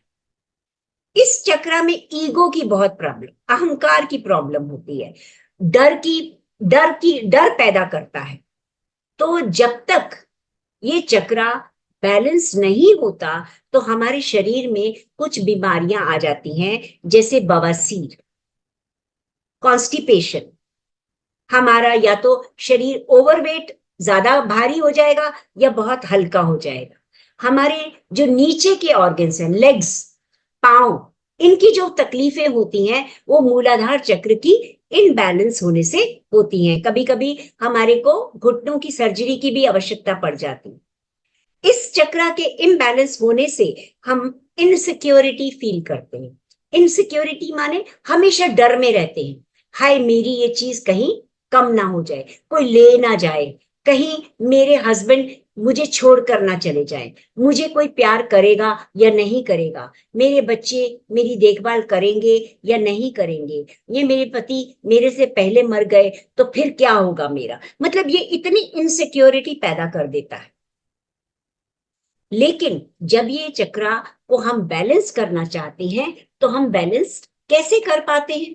हमें ध्यान करना। हर चक्र का को बैलेंस करने के लिए जो मेन हमारा मकसद तरीका है, जो मेन मेथड है, वो यही है कि हमें ध्यान ध्यान और ध्यान ही करना। इस चक्र को एक्टिवेट करने के लिए हमें सर्वाइवल मोड से बाहर आना है। सर्वाइवल मोड से बाहर आने का मतलब क्या है? कि सिर्फ अपने जीने के लिए ही नहीं सोच रहा। जैसे मैंने बताया, मूलाधार चक्र में जो लोग रहते हैं, इस चक्र से जो कनेक्टेड रहते हैं ज्यादा, वो सिर्फ अपने खाने पीने और सोने का ही भाव रखते हैं। लेकिन जब हमें अवेयरनेस आ जाती है, जब हम जागरूक हो जाते हैं, इस चक्र से बाहर आना चाहते हैं, तो हमें क्या करना है? हमें इस सर्वाइवल मोड से बाहर आना है। सिर्फ अपने लिए जमा करने की जरूरत नहीं है, सिर्फ अपने को सिक्योर करने की जरूरत नहीं है। तो इसके लिए क्या कर सकते हैं? जैसे आपने देखा ना कि एक पेड़ की जो शाखाएं, जो रूट्स होती हैं, वो चारों तरफ फैली होती हैं जमीन में। तो हमें जो भी अपॉर्चुनिटी मिले, जो भी मौका मिले, उस मौके को कभी गंवाना नहीं। उसके लिए हमें जो भी काम करना पड़े, वो सीखना पड़े, हमें उसको सीखना है। एक पेड़ की जड़ों की तरह हमें हर डायरेक्शन में फैलना है, हर तरह की अपॉर्चुनिटी को एब्जॉर्ब करना है। आपने देखा है जो पेड़ों की रूट्स होती हैं, वो क्या एब्जॉर्ब करती है जमीन से? जल और खनिज, है ना? जबकि मिट्टी में तो बहुत कुछ अनवांटेड चीजें भी होती हैं जो हमें नहीं चाहिए, पेड़ों को नहीं चाहिए। जो पेड़ों को नहीं चाहिए वो नहीं एब्जॉर्ब करते ना, वो सिर्फ जल और खनिज लवण एब्जॉर्ब करते हैं, जो उनकी ग्रोथ के लिए जरूरी है। उसी तरह से अगर हमें मूलाधार चक्र से आगे बढ़ना है, तो हमें अपनी पांचों ज्ञानेंद्रियों के द्वारा उतना ही एब्जॉर्ब करना है जितना हमारी सोल के विकास के लिए, हमारी आत्मा के विकास के लिए जरूरी है। अनवांटेड चीजों को मत देखो। अपनी पांचों ज्ञानेंद्रियों से अगर हम चाहे तो विश्व में बहुत कुछ देख सकते हैं जो हमारे सोल के विकास में मदद नहीं करेगा। उसको मत देखो, उसको मत एब्जॉर्ब करो, क्योंकि हमें हर ज्ञानेंद्रिय से उतना ही लेना चाहिए जितना हमारी सोल की विकास के लिए जरूरी है। तो इस तरह से हम अपने इस चक्र को बैलेंस कर सकते हैं। अब आपने देखा रूट्स जो होती हैं वो बहुत गहरी भी होती हैं और बहुत फैली हुई भी होती है। किसी पेड़ की रूट्स जो हैं वो छोटी होती हैं और किसी पेड़ की रूट्स बहुत गहरी होती हैं। आपने देखा होगा कि जब आंधी और तूफान आते हैं तो वही पेड़ गिरते हैं जिनकी रूट्स छोटी होती हैं, जिनकी रूट्स गहरी होती हैं वो नहीं गिरते। तो इसी तरह से हमें उन लंबी रूट्स को फॉलो करना है। क्या करना है? हमें अपने लिए आध्यात्मिक रास्ते चुनने हैं जो हमें लंबे समय तक हमारा आध्यात्मिक विकास करेंगे, जिसके द्वारा हम उन्नति, आध्यात्मिक उन्नति कर पाएंगे। और अगर हम अपना इलाज मेडिकल दवाइयों से, एलोपैथी और इन सब से करते रहेंगे, तो फिर हम ज्यादा स्वस्थ नहीं रह सकेंगे। तो इसलिए इस तरह से हम अपने चक्र को बैलेंस कर सकते हैं। नेक्स्ट चक्र है स्वादिष्टान चक्र, जिसको सैक्रल चक्र भी कहते हैं। ये सैक्रल चक्र जो है हमारी नाभि से तकरीबन 3 उंगली नीचे होता है। ये स्वादिष्टान चक्र जो है, ये इसके जैसे मूलाधार चक्र हमने पढ़ा, उसके 4 पेटल्स होते हैं। ये इनके आसपास कुछ पंखुड़ियां सी होती है जिनको पेटल्स कहते हैं। वो 4 पेटल्स वाला होता है और उसकी जो मंत्र है वो लम होता है। और अगर हम अपने मूलाधार चक्र को बैलेंस करना चाहते हैं तो हम लम के मंत्र को जप कर भी कर सकते हैं। ध्यान के समय हम लम के मंत्र से भी उसको बैलेंस कर सकते हैं। और सबसे बेस्ट तरीका है कि अगर हमारा मूलाधार चक्र असंतुलित है तो सबसे बेस्ट तरीका है कि सिर्फ ध्यान करें। ध्यान करने से हम अपने चक्रास को बैलेंस कर सकते हैं, अलाइन कर सकते हैं, माने एक ही लाइन में ला सकते हैं। पत्री जी कहते हैं कि कोई भी चक्रा को एक्टिवेट करने के लिए किसी गुरु के पास जाने की जरूरत नहीं है। आप सिर्फ ध्यान करिए, ध्यान करते करते आपके चक्रास अपने आप बैलेंस हो जाते हैं। तो एक बेस्ट तरीका है कि हम जितना ध्यान कर सके ध्यान करें। और दूसरा है कि हम इनके जो मंत्रास हैं, उनका मंत्रास को बोलते हुए जब हम ध्यान करते हैं तो भी ये चक्रास बैलेंस हो सकते हैं। स्वादिष्टान चक्र जो है वो हमारी नाभि से तकरीबन 3 उंगल नीचे होता है। इसके 6 पेटल्स होते हैं और ये जल तत्व से जुड़ा हुआ है। जैसे मूलाधार चक्र पृथ्वी तत्व से जुड़ा हुआ था, ये चक्र स्वादिष्टान चक्र जो है ये जल तत्व से जुड़ा हुआ है। ये ऑरेंज कलर का होता है और एड्रीनल ग्लैंड से जुड़ा होता है। इसका मंत्र होता है वम। आपने कई बार यूट्यूब में सुना भी होगा, मंत्रास को बोल बोल के चक्रास को एक्टिवेट करते हैं। और ये इसका जो गॉड इससे जुड़े हुए हैं, मूलाधार चक्र से गणेश भगवान जुड़े हुए हैं, और इस चक्र से जो गॉड जुड़े हुए हैं वो सरस्वती माँ है। ये चक्र जो है हमारे मतलब जितनी भी क्रिएटिव स्किल्स है, जब तक ये बैलेंस रहता है ना, ये हमारी सृजनात्मक स्किल्स को बढ़ाता है। आपके अंदर म्यूजिक का कोई क्रिएटिविटी है, डांस कर सकते हो, वेबसाइट क्रिएट कर सकते हो, ड्राइंग है, कोई भी स्किल जो आपके अंदर है, म्यूजिक के इंस्ट्रूमेंट्स बजा सकते हो, वो सारी स्किल्स और ज्यादा विकसित होती हैं अगर आपका ये चक्र पूरी तरह से बैलेंस्ड है। इस चक्र में भी हमारी इमोशंस, हमारी डिजायर्स बहुत होती हैं, और हमारे व्यक्तिगत विकास के लिए ये हमें फ्लेक्सिबल होना सिखाता। अगर ये चक्र बैलेंस्ड है तो हम हर अपॉर्चुनिटी को मतलब हम उस हर अपॉर्चुनिटी में जहां हमें सीखने का मौका मिलेगा, हम इमीडिएटली ज्वाइन कर लेंगे।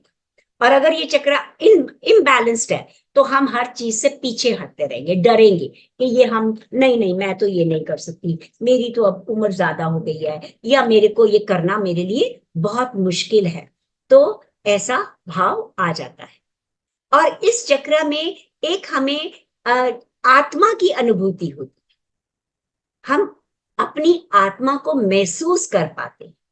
हम यहाँ पर टेस्ट और टच, हम प्लेजर्स लेते हैं, खुशियां, जिससे हमें एक संतुष्टि मिलती है, तृप्ति मिलती है, ऐसी भावनाएं हमारे अंदर पैदा होती हैं। और इस चक्र से हमारे जो ऑर्गन्स कनेक्टेड है वो है किडनी, छोटी आंत, यूटरस, पेट, और इसकी वजह से कोलोन का कैंसर भी हो जाता है। हमारे एनस से जुड़ी हुई प्रॉब्लम्स भी हो जाती हैं। हमें गायनिकोलॉजिकल, जनन अंगों की भी रोग इससे हो सकते हैं। तो इसके लिए हमें क्या करना चाहिए? हमें अपनी भावनाओं को कंट्रोल करना है, हमें अपनी इमोशंस पे कंट्रोल करना है।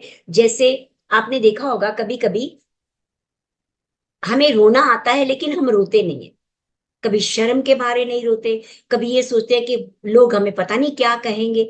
तो वो कंट्रोल करना है कि अगर हमें रोना आ रहा है, अगर हम अपने किसी भाव को प्रकट करना चाहते हैं तो उसको पूरी तरह से प्रकट करना चाहिए। कई बार हम ऐसी इमोशनल मूवीज भी देखते हैं जिसमें कुछ बड़ा सेंसिटिव सा सीन है, कोई बच्चे के साथ अत्याचार हो रहा है, कोई लेडी के साथ अत्याचार हो रहा है, तो हमें रोना आ जाता है। तो हमें रोना चाहिए, अगर हमें रोना आ रहा है तो हमें आंसू बहाने चाहिए और उस रोग से बाहर, उस इमोशन को बाहर आने देना चाहिए। तो बस सिर्फ तरीका ये है कि हमें अपनी इमोशंस को सही तरीके से निकालना है। हम ये नहीं होना चाहिए कि अगर हमें किसी पे गुस्सा आ रहा है तो इसका मतलब हम गुस्से में बोल पड़े, नहीं, हमें सोच समझकर हमें अपने भावों को सही तरीके से प्रकट करना चाहिए। तो इस तरह से हम अपनी इमोशंस को रिलीज कर सकते हैं। कई बार ऐसा भी होता है, आपके घर में जो आपके पार्टनर्स हैं वो आपकी बात को नहीं समझते, आप बहुत कोशिश करते हो, कई तरीकों से समझाने की कोशिश करते हो, लेकिन वो नहीं समझते। तो ऐसी अवस्था में हम क्या करें? तो उसका, उन भावों को, उन उसके प्रति जो हमारे अंदर भाव आ रहे हैं कि ये नहीं समझता, मैं क्या करूं, तो इसका मतलब ये नहीं कि हम उसको छोड़कर चले जाए, इसका मतलब ये भी नहीं कि हम उसके साथ गलत शब्द बोले। हमें क्या करना है, उसकी जो हमारे अंदर जो भाव हैं, उन भावों को समझ लीजिए, एक बॉल बना लीजिए और उन भावों को नेचर में, प्रकृति में छोड़ दीजिए।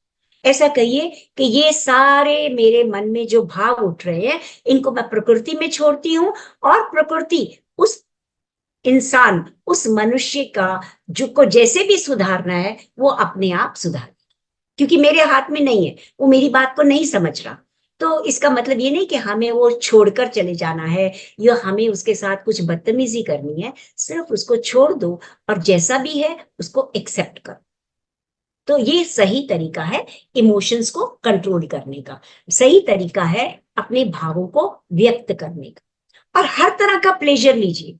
अगर हम इस चक्र को बैलेंस रखना चाहते हैं ना, तो हर तरह का प्लेजर, प्लेजर मतलब खुशी, जिसमें हमें खुशी मिलती है, चाहे वो सेक्स हो, सेक्स में भी हमें एंजॉय करना है, लेकिन एक्सेस हर चीज का बुरा है। एक लिमिट में हम एक छोटे से बच्चे को उठाते हैं, एक छोटे से बच्चे को उठा के इसकी सॉफ्ट स्किन को महसूस करते हैं, वो भी प्लेजर है। हम कोमल सुंदर फूलों की पंखड़ियों को टच करते हैं, वो भी एक प्लेजर है। तो हर तरह के प्लेजर, हम खाना खाते हैं तो उस खाने के स्वाद को भी आप पूरी तरह से फील करिए, खाते हुए महसूस करिए कि यस, इसमें ये चीज का स्वाद आ रहा है, ये चीज अच्छी लग रही है। तो उस तरह के सारे प्लेजर्स हमें लेने चाहिए। हमें अपनी आंखों के भी प्लेजर लेने चाहिए। आंखों से जब हम कोई अच्छा दृश्य देखते हैं, पहाड़ों की सुंदरता देखते हैं, फॉरेस्ट में पेड़ों को देखते हैं, या किसी बगीचे में जाते हैं और वहां पे हम नरम घास के ऊपर चलते हैं, इस सारे प्लेजर्स हम लेते रहेंगे तो हमारा ये चक्रा बैलेंस्ड रहेगा। हमें सोल से कनेक्ट होने का तरीका आसान हो जाएगा। और इस चक्रा को एक्टिवेट करने के लिए एक और तरीका भी है कि हम जो भी हमारे सेंसेस से जो भी हम ज्ञान लेते हैं, उस ज्ञान को पूरी तरह से इंजॉय करें और फ्लेक्सिबल बने। फ्लेक्सिबल बने, जैसी सिचुएशन है, जैसे पानी आपने देखा, क्योंकि इसका तत्व पानी है, जल है, तो जैसे आपने देखा ना, जल को ग्लास में डालो तो ग्लास की शेप, जग में डालो तो जग की शेप, है ना, पतीले में डालो तो पतीले की शेप। उसी तरह से जैसे जैसे हमें एनवायरनमेंट मिले, जैसे जैसे हमें सिचुएशंस मिले, हमें अपने आप को ढाल लेना है। हमें रिजिडिटी नहीं रखनी, किसी भी चीज के लिए रिजिडिटी नहीं रखनी। अगर ऐसा करेंगे तो हमारे पेन, जॉइंट्स में पेन आनी शुरू हो जाएगी। इसके लिए हमें हमेशा अपना माइंड को फ्लेक्सिबल रखना है। और हमें यह भी समझना है कि मैं परमात्मा का अंश हूं, मैं परमात्मा से दूर हो गया हूं, मुझे परमात्मा से वापस मिलना है। अगर ये भाव रखेंगे तो हमारा ये चक्रा बैलेंस हो जाएगा। तो ये है हमारा स्वादिष्टान चक्र। और इसके बाद आता है थर्ड चक्रा, जिसको हम सोलर प्लेक्सस चक्रा भी कहते हैं या मूलाधार चक्रा भी कहते हैं। तो ये मूलाधार चक्रा जो है, इसको सॉरी मूलाधार मणिपुर ना, सॉरी मणिपुर चक्र। तो ये जो मणिपुर चक्र है, ये हमारी नाभि से 3 उंगल ऊपर होता है। ये येलो कलर का होता है। इसका जो तत्व होता है वो अग्नि तत्व है। इसका मंत्र रम होता है। इसके 10 पेटल्स होते हैं और भगवान इनके विष्णु और लक्ष्मी होते हैं। इस चक्र से हमें आत्मविश्वास, जब ये बैलेंस्ड होता है तो हमारे अंदर कॉन्फिडेंस लेवल बढ़ता है, हर चीज के प्रति हमारी क्लैरिटी बढ़ती है। ये आनंद का एक मेन सोर्स है। इस चक्र में आने के बाद हमें रियलाइज होना शुरू हो जाता है कि मैं कौन हूं, मैं कौन हूं, मेरा क्या अस्तित्व है, मैं क्या करने आई हूं, मेरा क्या मकसद है इस दुनिया। ये भाव हमारे अंदर, हाँ, इनको हम जानना शुरू करते हैं। और ये चक्र जो है, ये हमारे डाइजेस्टिव सिस्टम से, पाचन तंत्र से जुड़ा हुआ है। इस चक्र में हमें पावर्स मिलती है। हमारी मानसिक स्थिति जो है वो इंप्रूव होती है, हमारी पर्सनालिटी अच्छी होती है। इस चक्र के ये जो चक्र है, ये हमें हमारी इमोशंस पे कंट्रोल करना सिखाता है। हमारे जीवन में अबंडेंस आती है, प्रचुरता आती है। और ये हमें समझ आनी शुरू हो जाती है कि मैं शरीर नहीं, मैं आत्मा हूं। और हमारी जो पर्सनालिटी है वो निखरती है। हम खुद की रिस्पेक्ट के साथ जीना चाहते हैं। हम किसी के ऊपर डिपेंडेंट नहीं बनना चाहते, बल्कि हम औरों की मदद करना चाहते। ये चक्र हमारा मनोमय शरीर से जुड़ा हुआ है, मेंटल बॉडी से जुड़ा हुआ है। हमें सही और गलत की पहचान होनी शुरू हो जाती। और इस चक्र से हमारे अंदर लीडरशिप क्वालिटीज आती। ये लीडरशिप क्वालिटीज जो है ना, ये हमें अपने विकास के साथ साथ समाज के विकास में भी आगे बढ़ाने, समाज को भी आगे बढ़ाने में, समाज का विकास करने के लिए भाव पैदा होते हैं। हमारी अवेयरनेस, हमारी जागरूकता, हमारा विवेक बढ़ जाता है। हमारे अंदर जो लीडरशिप क्वालिटीज आती हैं वो उसमें हम अपनी पावर्स का मिसयूज नहीं करते। अगर ये चक्रा बैलेंस्ड है तो हमारी जो पावर्स हैं हम उसका कभी भी मिसयूज नहीं करेंगे। हम अपनी डिसीजन खुद ले सकते हैं। हमें कैसी जिंदगी जीनी है, क्या हम दूसरों के ऊपर निर्भर होकर जीना चाहते हैं या इंडिपेंडेंट, ये सब हमें समझ आनी शुरू हो जाती है और हम सही निर्णय लेने के काबिल बन जाते हैं।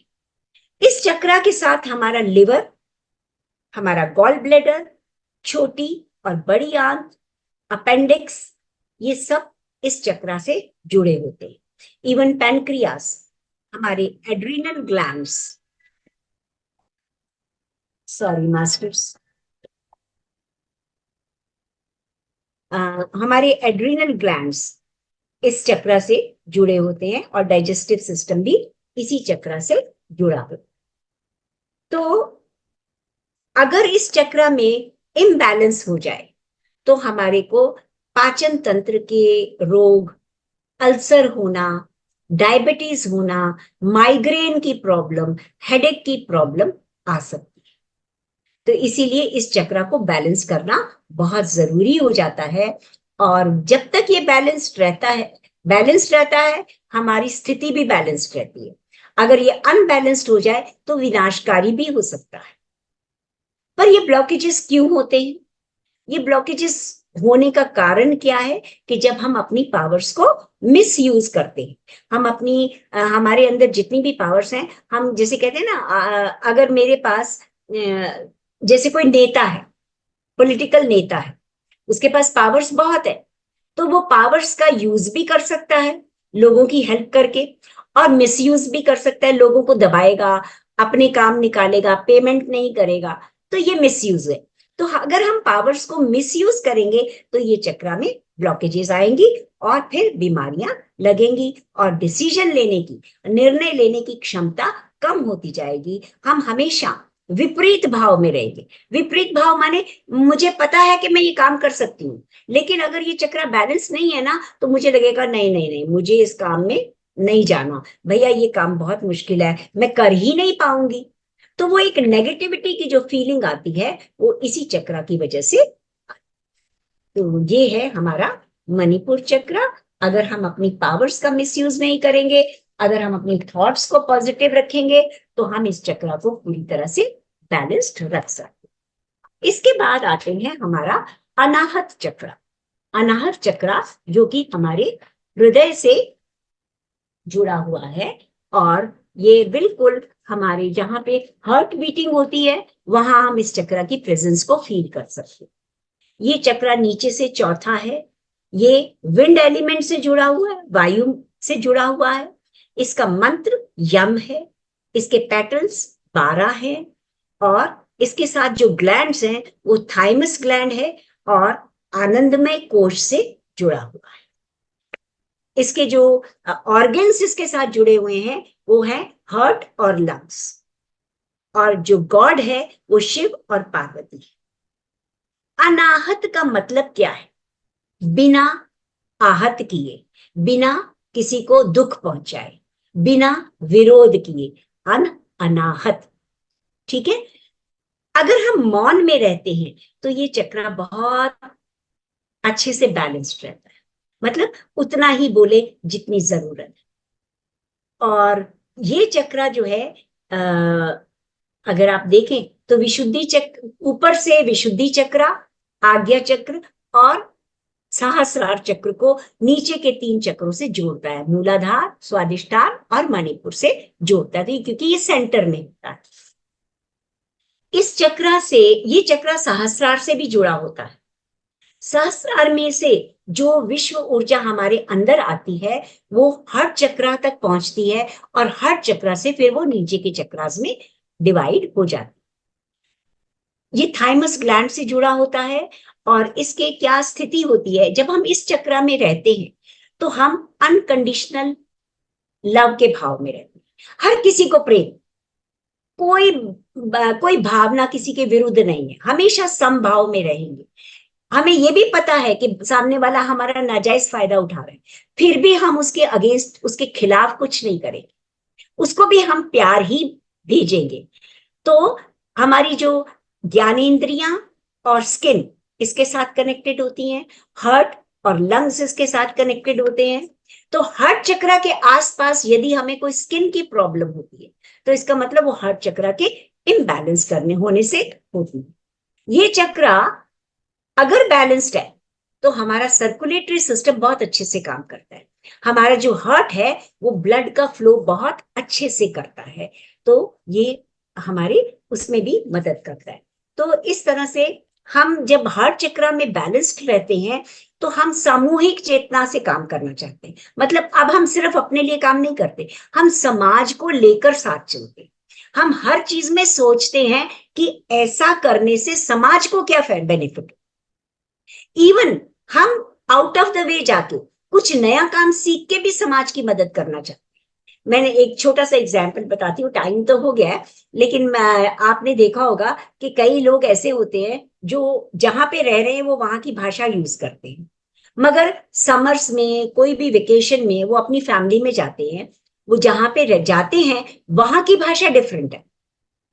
तो अगर हम अनाहत चक्र में हैं तो हम ये कोशिश करेंगे कि हम वहां की लैंग्वेज सीख के वहां जाएं, ताकि हम उन लोगों को ज्ञान दे सके, उन लोगों के साथ सज्जन सांगत्य कर सके, उन लोगों को ध्यान सिखा सके। ये भाव हमारे शरीर में आ जाता, हमारे अंदर आ जाता है। मतलब हम वननेस के भाव में रहते हैं। हम ये नहीं सोचते कि मैं अलग ये हूं और वो ये है, नहीं, जो मैं हूं वही वो है। ये जो वननेस का भाव है इस चक्र में आने के बाद आता है। तो अनाहत चक्र में और क्या होता है कि हम लोगों को आगे बढ़ाने की कोशिश करते हैं, अपने अनुभव शेयर करके उनको आगे बढ़ाने का भाव हमारे अंदर आ जाता है। हम कभी कभी कहते हैं ना कि हमें फिफ्थ डायमेंशन में जाना है।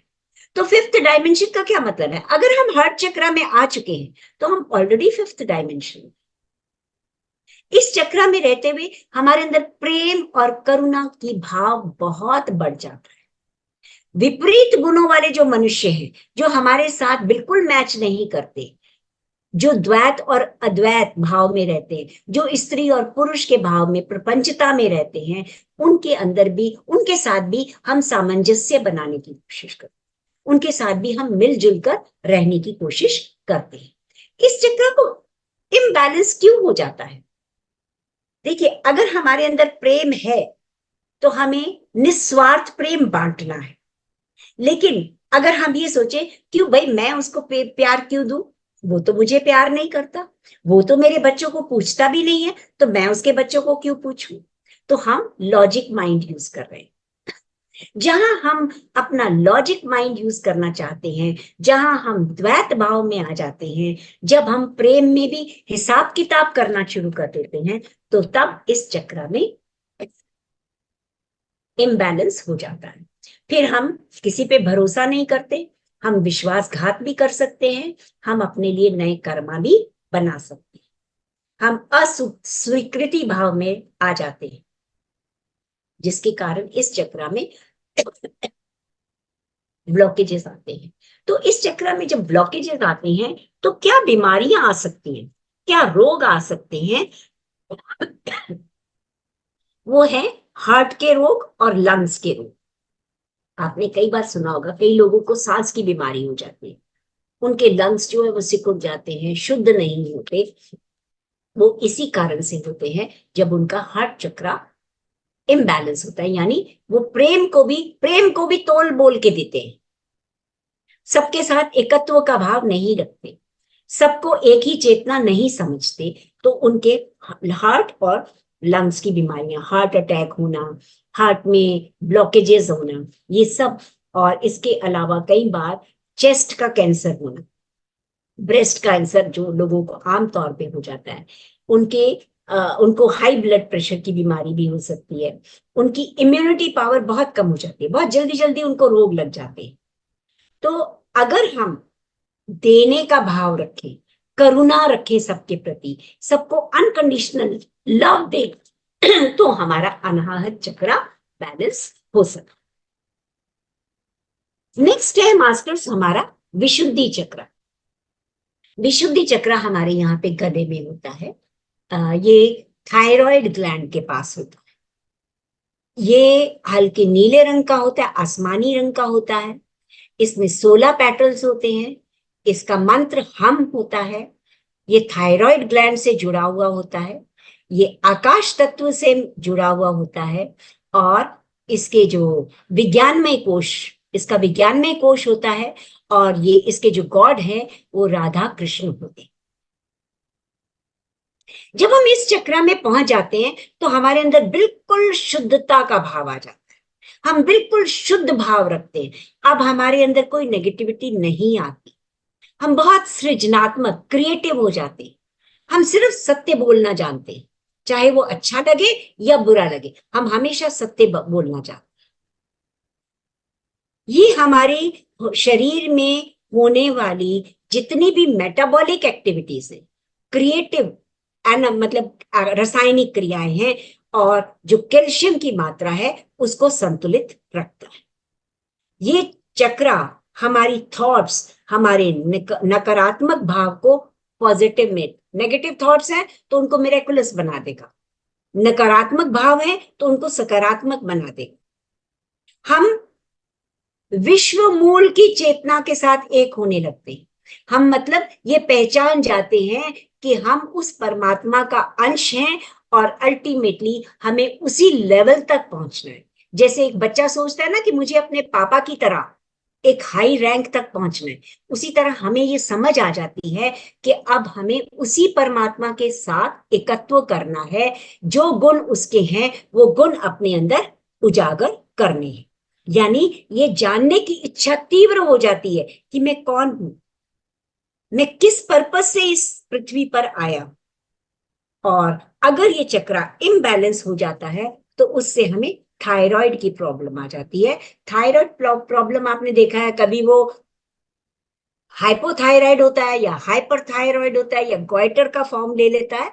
तो ये इसी वजह से होते हैं कि जब ये इम्बैलेंस हो जाता है। तो इसको इम्बैलेंस कब होता है, इसके कारण क्या है?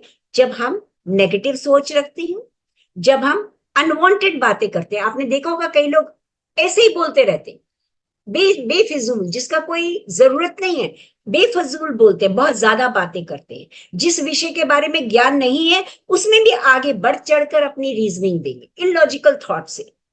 तो वो लोगों का ये चक्रा इम्बैलेंस हो जाता है। सेकंड, आपने जरूर देखा होगा कि हमारे समाज में, अब तो ऐसा कम हो गया, बहुत कम हो गया, लेकिन पहले ऐसा था कि लड़कियों को बोलने नहीं देते थे। लड़कियों को हमेशा चुप करा दिया जाता था, कम बोलो, किसी के सामने ऐसे मत बोलना, ससुराल में गई है तो वहां ज्यादा बात बढ़ चढ़ के मत करना, किसी को कुछ मत कहना।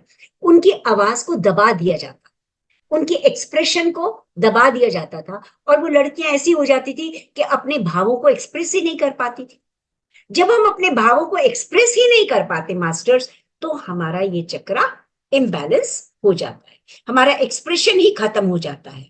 उसकी वजह से ये ब्लॉकेजेस आ जाती हैं, और ना ही हमें जब हम बढ़ चढ़कर बोलते हैं उससे भी ब्लॉकेजेस आ जाती हैं। तो जब ब्लॉकेजेस आ जाती हैं तो उससे क्या होता है, हमें थायराइड की बीमारी हो जाती है या गोइटर की बीमारी हो जाती है, कोल्ड एंड कफ होने शुरू हो जाते हैं, गम इन्फेक्शन हो जाती है, हमें मेंस्ट्रुअल प्रॉब्लम में हमारी मेंस्ट्रुअल साइकिल डिस्टर्ब हो जाती है, और हम बहुत झूठ बोलना शुरू कर देते हैं।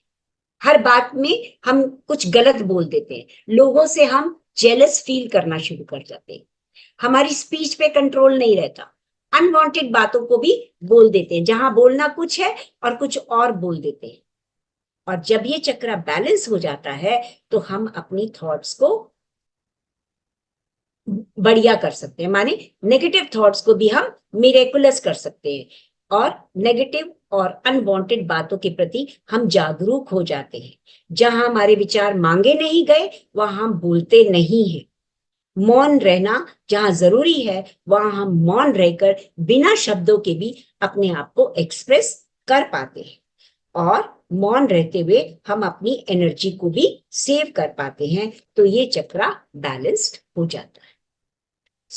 ये था हमारा विशुद्धि चक्रा। और अब हमारा है आज्ञा चक्रा, जो बहुत इंपॉर्टेंट है, जिसको हम थर्ड आई चक्रा भी कहते हैं, और इसका मंत्र है ओम। ये इंडिगो ब्लू इंडिगो कलर का होता है और इसके अंदर 2 ही पेटल होते हैं सिर्फ। इसका ग्लैंड पिट्यूटरी होता है और विश्वमय कोश से जुड़ा हुआ होता है। इसका गॉड कौन है? हमारी आत्मा, हमारी खुद की आत्मा ही इसका गॉड है। एक्चुअली हमारी जो पिट्यूटरी ग्लैंड है, जो यहां आप से कह सकते हो कि दोनों कानों के बीच से जब हम ऊपर जाते हैं तो इस जगह पर जो ब्रह्मरंध्र होता है उसके नीचे पिट्यूटरी ग्लैंड होता है और वही हमारी आत्मा का स्थान है। ये हमारे पीछे से उससे ब्रेन की स्टेम मेडुला ऑब्लोंगेटा से जुड़ा हुआ होता है। इसमें हमारा कई जन्मों का ज्ञान जमा रहता है।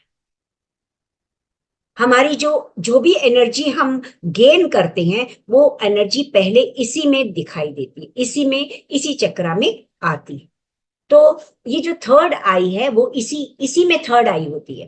थर्ड आई हमारी कोई कॉस्मेटिक आई नहीं है कि यहाँ पे सचमुच आंख बन जाती है।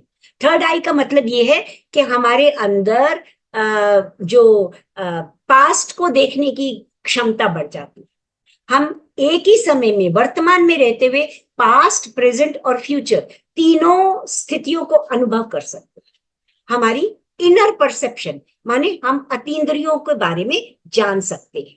तो ये होता है थर्ड चक्रा का जब ये एक्टिवेट होता है और हम एकत्व के भाव में रहते हैं। हमारे मन में मिनरल किंगडम हो या प्लांट किंगडम हो या एनिमल किंगडम हो या ह्यूमन किंगडम या स्त्री और पुरुष हो, सबके प्रति एक ही भाव होता है। हम किसी पशु को देखकर भी सोचते हैं कि ये मैं हूं, मैं ये। हम खुद को उसमें और उसमें खुद को देख पाते हैं। हमारे अंदर इतना एकत्व भाव आ जाता है और हमेशा आत्म भाव में रहते हैं। अब हम शरीर भाव में नहीं रहते, हम सिर्फ आत्म भाव में रहते हैं। हमारे अंदर मल्टीटास्किंग की क्वालिटीज आ जाती है। एक ही समय में हम कई काम कर सकते हैं। एक ही समय में कई काम करने का मतलब ये नहीं कि एक हाथ से मैं ये काम कर रही हूँ, एक हाथ से ये काम कर रही हूँ, एक पैर से ये काम कर रही हूँ, दूसरे पैर। नो, मतलब हम एट ए टाइम कई प्रोजेक्ट्स शुरू कर सकते हैं। इस काम को भी सुचारू रूप से करेंगे और उस काम को भी सुचारू रूप से करेंगे। तो कई काम को हम एट ए टाइम अपने ऊपर ले सकते हैं और इस चक्रा के बैलेंस्ड होने से हम आध्यात्मिक उन्नति बहुत ज्यादा करते हैं। हम समाज के कल्याण के प्रति बहुत अवेयर होते हैं। और अगर हम मेडिटेशन कर रहे हैं या ड्रीम में हमें क्या होता है, कभी घर, कभी बिल्डिंग दिखती है या कोई रेंटेड हाउस दिखता है, तो हम उसके बारे में प्लान कर सकते हैं कि हमें आगे अपनी आध्यात्मिकता के विकास के लिए इतने सालों में क्या करना है। जैसे कई लोग कहते हैं ना, मैं पिरामिड बनवाऊंगा, अगले 5 सालों में मैं इतना पैसा जमा कर लूंगा कि मैं पिरामिड बनवाऊंगा, या मैं इतनी जमीन खरीद के किसी को दूंगा कि वो पिरामिड बना ले। तो हम ऐसी प्लानिंग भी कर सकते हैं। तो मास्टर्स, ये जो आज्ञा चक्र है ये सहस्रार से भी जुड़ा हुआ है।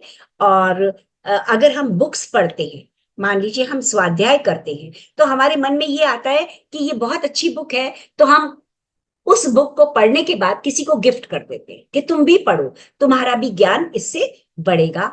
और जो हमारे 7 शरीर है, 72,000 नाड़ियां हैं, जो हमारे इन सबको हम देख पाते हैं, अनुभव कर पाते हैं। ब्रह्मांड में जो नाद होता है, कहते हैं ना ब्रह्मांड का भी अपना नाद होता है, उस नाद को भी हम सुन पाते। तो स्व के बारे में, अपने अपने बारे में हम ज्ञान पा जाते हैं कि मैं कौन हूं, मैं किस पर्पज से इस पृथ्वी पर आया हूं। ये शक्ति हमारे अंदर आ जाती है। हम सिर्फ अपनी आंखों से देखी बात के बारे में व्यक्त नहीं करते, बल्कि हम उसके आगे बढ़कर, मतलब आंखों से देखा, कानों से सुना, मन से उसको महसूस किया, उसका फैसला लेकर हम बात करते हैं। ना कि मैंने उसको देखा, अरे वो झगड़ा कर रहे थे, वो गंदा है, वो अच्छा है, ऐसा नहीं हम करेंगे। हम उसकी जो भी बात को देखेंगे, जो भी घटना को देखेंगे, उसकी अच्छाई बुराई को सबको समझकर बात करेंगे। ये नहीं कि आज मेरी फ्रेंड ने मुझे ऐसा कहा, वो बहुत बुरी है, उसके लिए हमने फैसला कर लिया। नो, उसकी एक बात को लेकर हम उसके जजमेंट नहीं करेंगे। तो ये हम इस चक्र में जब बैलेंस्ड रहते हैं तो हम उस तरह से काम करते हैं। सो इसको अगर इनएक्टिवेट हो गया है तो इसको कैसे एक्टिवेट करें? The only process is meditation. और अगर हम मेडिटेशन नहीं करेंगे तो हमें आंखों के रोग हो सकते हैं, ब्रेन में ट्यूमर हो सकता है इसके इम्बैलेंस होने से, स्पाइन में प्रॉब्लम आ सकती है, माइग्रेन की प्रॉब्लम आ सकती है, नींद ना आने की प्रॉब्लम आ सकती है, हमें हाई ब्लड प्रेशर हो सकता है और साइनोसाइटिस की प्रॉब्लम भी आ सकती है। तो इसलिए इस चक्र को बैलेंस रखना बहुत जरूरी है। Last and the only one and the most important is Sahasrara chakra. Sahasrara चक्र कहाँ होता है? हमारे सिर के ऊपर। सिर के ऊपर जहां पे आपने सुना होगा ये वो होता है ना, पतली सी लेयर होती है, उसको क्या कहते हैं? बच्चों में होती है ना जो बिल्कुल पतली सी लेयर, ब्रह्मरंध्र। ब्रह्मरंध्र के पास यहां पर होता है और इसके 1000 पेटल होते हैं। इसका भगवान कौन है? निर्वाण, डिवाइन, दिव्य, दिव्य शक्ति इसका भगवान है। ये वॉयलेट कलर का होता है, पीनियल ग्लैंड से जुड़ा हुआ होता है। और जब सारे चक्रास हमारे खुल जाते हैं, एक्टिवेट हो जाते हैं, तो उसके बाद हम इस स्थिति में, सहस्रार की स्थिति में आ जाते हैं। और सहस्रार की स्थिति का मतलब है निर्वाण स्थिति, शून्य स्थिति। जब हम ये कहते हैं कि मैं कुछ भी नहीं, पहले हम कहते हैं मैं और मेरा शरीर, फिर हम कहते हैं मैं और वो, फिर हम कहते हैं कि जो मैं हूं वही सामने वाला है, फिर हम कहते हैं कि मैं ब्रह्म हूं, फिर हम कहते हैं कि मैं मतलब मैं वही हूं जो वो है, जो तत्वमसि। लेकिन जब इस स्थिति में आते हैं तो हम क्या कहते हैं? मैं कुछ भी नहीं। हम कुछ भी नहीं, शून्य की स्थिति में पहुंच जाते हैं। हमारी कुंडलनी शक्ति जागृत हो जाती और जैसे Lord Krishna, Jesus Christ, Lord Buddha, उनके जैसे संभाव में आ जाते।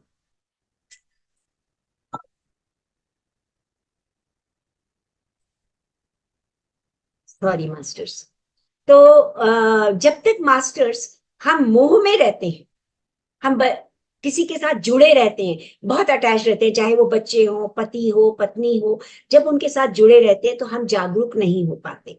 जब हम डिटैचमेंट की स्थिति में आते हैं तब हम सहस्रार की स्थिति में पहुंच पाते हैं और पूर्ण संपूर्ण के समर्पण के भाव में आ जाते हैं, अपनी सांसों के प्रति समर्पित हो जाते हैं, अपनी चेतना का विस्तार करते हैं और तत्वमसी के भाव में, तत्वमसी माने जो जो तुम हो वही मैं, जो मैं हूं वही तुम।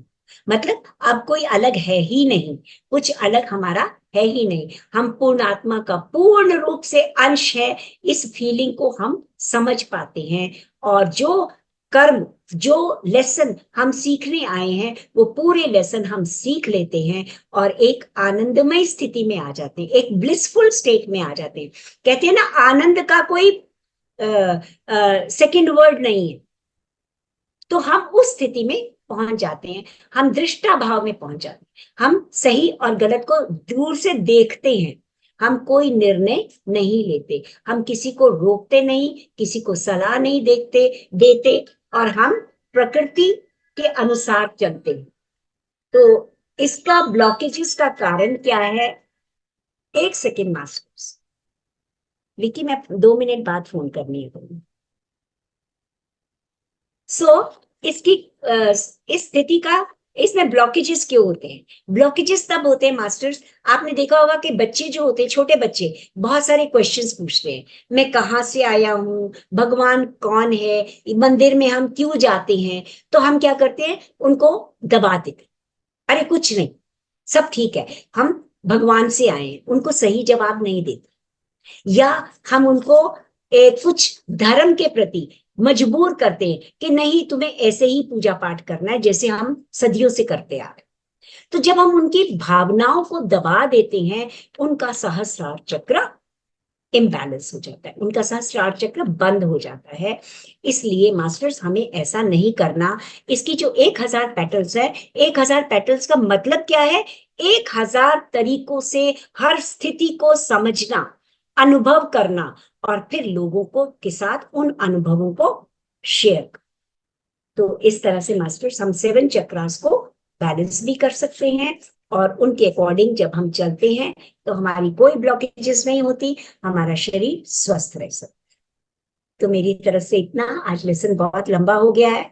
आपके कोई क्वेश्चंस हो, आपका कुछ ज्ञान इसमें ऐड करना हो, आप कुछ भी पूछना चाहें तो प्लीज आप पूछ सकते हैं। Thank you so much. Ma'am आपको सादर प्रणाम, दोनों हाथ जोड़ के आपको प्रणाम करता हूँ, नमन करता हूँ, वंदन करता हूँ आपके। Thank you sir, thank you so much, thank you so much. आप ये बताएं साहब, मेरा प्रश्न ये है कि इसकी पुस्तक मिलती है क्या सर, जो आपने आज अपना जो लेक्चर दिया है, जो आपने जी, प्रवचन इसकी किए हैं, इसकी पुस्तक तो पुस्तक बहुत मिलती है? होंगी, जरूर मिलती है, कई बुक्स में दिया होगा। मैं थोड़ा पता करके आपको आपके ग्रुप में डाल दूंगी, अगर कोई बुक का मुझे पता चलेगा तो। मैंने तो जितना अपने मास्टर से सुना है और लोगों की शेयरिंग में समझा है, मैं वो आपको ज्यादा बता रही हूँ। तो बाकी अगर कोई ऐसी पुस्तक है, ये तो मुझे पता है, लेकिन एग्जैक्ट कौन सी बुक को पढ़ के इसका ज्ञान लिया जा सकता है, वो मैं आपको जरूर बताऊंगी। सुचित्रा मैम, मैम का yes, thank you mobile ma'am. Number. हाँ, मैं आपको ये सादे चक्राज और इनके जो है इनसे संबंधित देवता और इनके मंत्र, ये सब मैं आपको फोटो करके भेज देती और हूँ। Ma'am hello. का मोबाइल नंबर जरूर नोट कर लेना। हाँ हाँ, बिल्कुल दे देंगे आपको नंबर भी। Okay okay ma'am. और मास्टर, किसी को और कुछ पूछने हैं? वैसे तो मैम ने इतने अच्छे से समझाया, इतना ब्रीफली समझाया, फिर भी किसी का कोई क्वेश्चन है तो बोल सकते हैं। Ma'am, yes petals ma'am. क्या इंडिकेट करता है? पेटल्स इंडिकेट करते हैं शक्तियों को। ऐसा नहीं कि सिर्फ शक्तियों को, जैसे हम कहते हैं आज्ञा चक्र में 2 ही पेटल्स हैं, तो इसका मतलब ये नहीं कि उसकी शक्ति कम है। ये जस्ट एक मतलब हर चक्र जो है वो एक फूल की तरह है। तो उस फूल के अलग, हर फूल के अलग अलग पैटर्न्स होते हैं। आप जैसे प्रकृति में भी फूल देखते हो, हर फूल के अलग अलग नंबर ऑफ पैटर्न्स होते हैं, अरेंजमेंट अलग अलग होता है, बट दैट डजंट मीन कि उसकी शक्ति कम होती है या ज्यादा होती है। ये चक्रास की बनावट में आता लोटस पेटल होता है, उससे कंपेयर किया जाता है है। मैम। लोटस पेटल तो अल्टीमेट है ना, उसके तो 1000 पेटल्स हैं। हम्म। तो मतलब ये हम कह सकते हैं कि इन चक्रास में जो ज्ञान है वो पैटर्न्स के थ्रू हम लेते हैं। पेटल्स खुलने का मतलब है कि वो चक्र एक्टिवेट हो गए। मैडम नमस्कार। Yes ma'am. नमस्कार। मैम यस ये मैम। मेरी क्वेश्चन था, जैसे हमारा कोई भी चक्र इम्बैलेंस है, बैलेंस नहीं है, हाँ जी। तो उनका अलग अलग मंत्र जपने की बजाय हम हाँ सिर्फ जी, ध्यान में आनापाना सती ध्यान करें तो सारे बैलेंस एग्जैक्टली, होंगे। हैं जी? वो मोर देन सफिशिएंट है। हाँ पत्री जी। जी तो कहते हैं कि चक्रास को बैलेंस करने के लिए, एक्टिवेट करने के लिए आपको किसी भी गुरु के पास जाने की जरूरत नहीं है, पैसे खर्च के कोई ज्ञान लेने की जरूरत नहीं है। आप सिंपल आनापाना सती ध्यान करिए, सिर्फ सांसों पे ध्यान रखिए, आपके चक्रास अपने आप बैलेंस भी होंगे, अलाइन भी होंगे, एक्टिवेट भी होंगे। कुछ भी नहीं करना आपको, सिर्फ आनापाना सती को फॉलो करना है, thank you ma'am, thank you सो सांसों मच। से जोड़ना है। मेरे को भी यही पूछना था कि सारे चक्र बैलेंस करने के लिए ध्यान नहीं करना है ना? Yes exactly ma'am. exactly. सिर्फ ये होता हाँ है कि हाँ कई लोग सोचते हैं, जैसे मेरे को पता चल गया कि मेरा मूलाधार चक्र इम्बैलेंस है, ठीक है, हाँ हाँ तो मैं करूंगी आनापानासती ध्यान, लेकिन हाँ। उसको और ज्यादा एक्टिवेट करने के लिए मैं अपने मन में, राइट, अपने मन में लम का उच्चारण कर सकती हूँ। अच्छा, उस मंत्र का जिसको अपने को बैलेंस करना है, जिस जी, चक्र को, जी, उसी का हाँ, मंत्र बोल के। उसका मंत्र ओके। बोल सकते। हाँ। और अदरवाइज ध्यान भी, आनापानासती अपने आप में सफिशिएंट है। और अपना ध्यान भी वहां ले जाना है क्या? हाँ, जैसे यस समझो यस अपना। यस। जहां हाँ आपको ज्यादा ऊर्जा चाहिए उसी पार्ट ठीक में। है। हाँ हाँ मान लीजिए आपके शरीर में किसी अंग में कोई रोग है, किसी अंग में कोई हाँ। दर्द है, तो आप जब ध्यान करते हो तो अपना ध्यान उस अंग तक ले जाइए। और उसको विजुअलाइज कैसे करे कि कहाँ पे है वो चक्र, ऐसे कुछ सोच के करे या कैसे? मैं masters, I am very sorry, मैं आपको वो पिक्चर्स भेजूंगी, आपके ग्रुप में भेज दूंगी। मैंने स्लाइड्स भी बनाई है, मैं लगाना भूल गई हूँ। तो जो चक्रास हैं उसकी मैं पिक्चर भेजूंगी, जो कहाँ कहाँ पर हैं। इनके हाँ रंग हाँ। होते हैं, इनके रंगों को देख के आप पहचान सकते हैं। और शरीर है, उनके भी मैं आपको पिक्चर्स जरूर भेजूंगी आपके ग्रुप में। आप प्लीज उनको देखना। आपके मैम, मैं आपके मैम को, चित्रा मैम है ना आपके, सुमित्रा मैं मैम। मित्रा में। सुमित्रा मैम, मैं जी मैम मैम। आपको रिक्वेस्ट करती हूँ कि आप वो पिक्चर्स जरूर इनको इट्स ओके सबको मैम। ग्रुप में डाल देना। जी मैम, बिल्कुल। Okay ma'am, thank you ma'am. Yes thank you so master, much. किसी और का?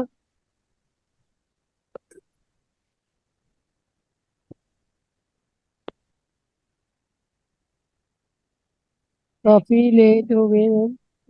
आई थिंक या आज आई एम आपने वाणी सॉरी, को यही क्योंकि विराम ये दे दो दिया। टॉपिक थे, अब दोनों टॉपिक्स को कवर अप करने में टाइम लग गया। हाँ, तो सॉरी मास्टर, सभी का धन्यवाद। बाकी मैं इनकी पिक्चर और ये लम्स मंत्र और जो इनके देवता रिलेटेड सब जो भी है, वो आपको फोटो या पिक्चर भेज दूंगी। थैंक यू आज के लिए मास्टर, धन्यवाद सभी का थैंक साथ यू, जुड़े वेरी रहने नाइस के लिए। प्रोफेसर। और रीता मैम, आपका थैंक यू बहुत मैम। बहुत थैंक दिल यू की सो मच गहराइयों से मास्टर्स, आपने धन्यवाद मैम। इतना टाइम मुझे दिया।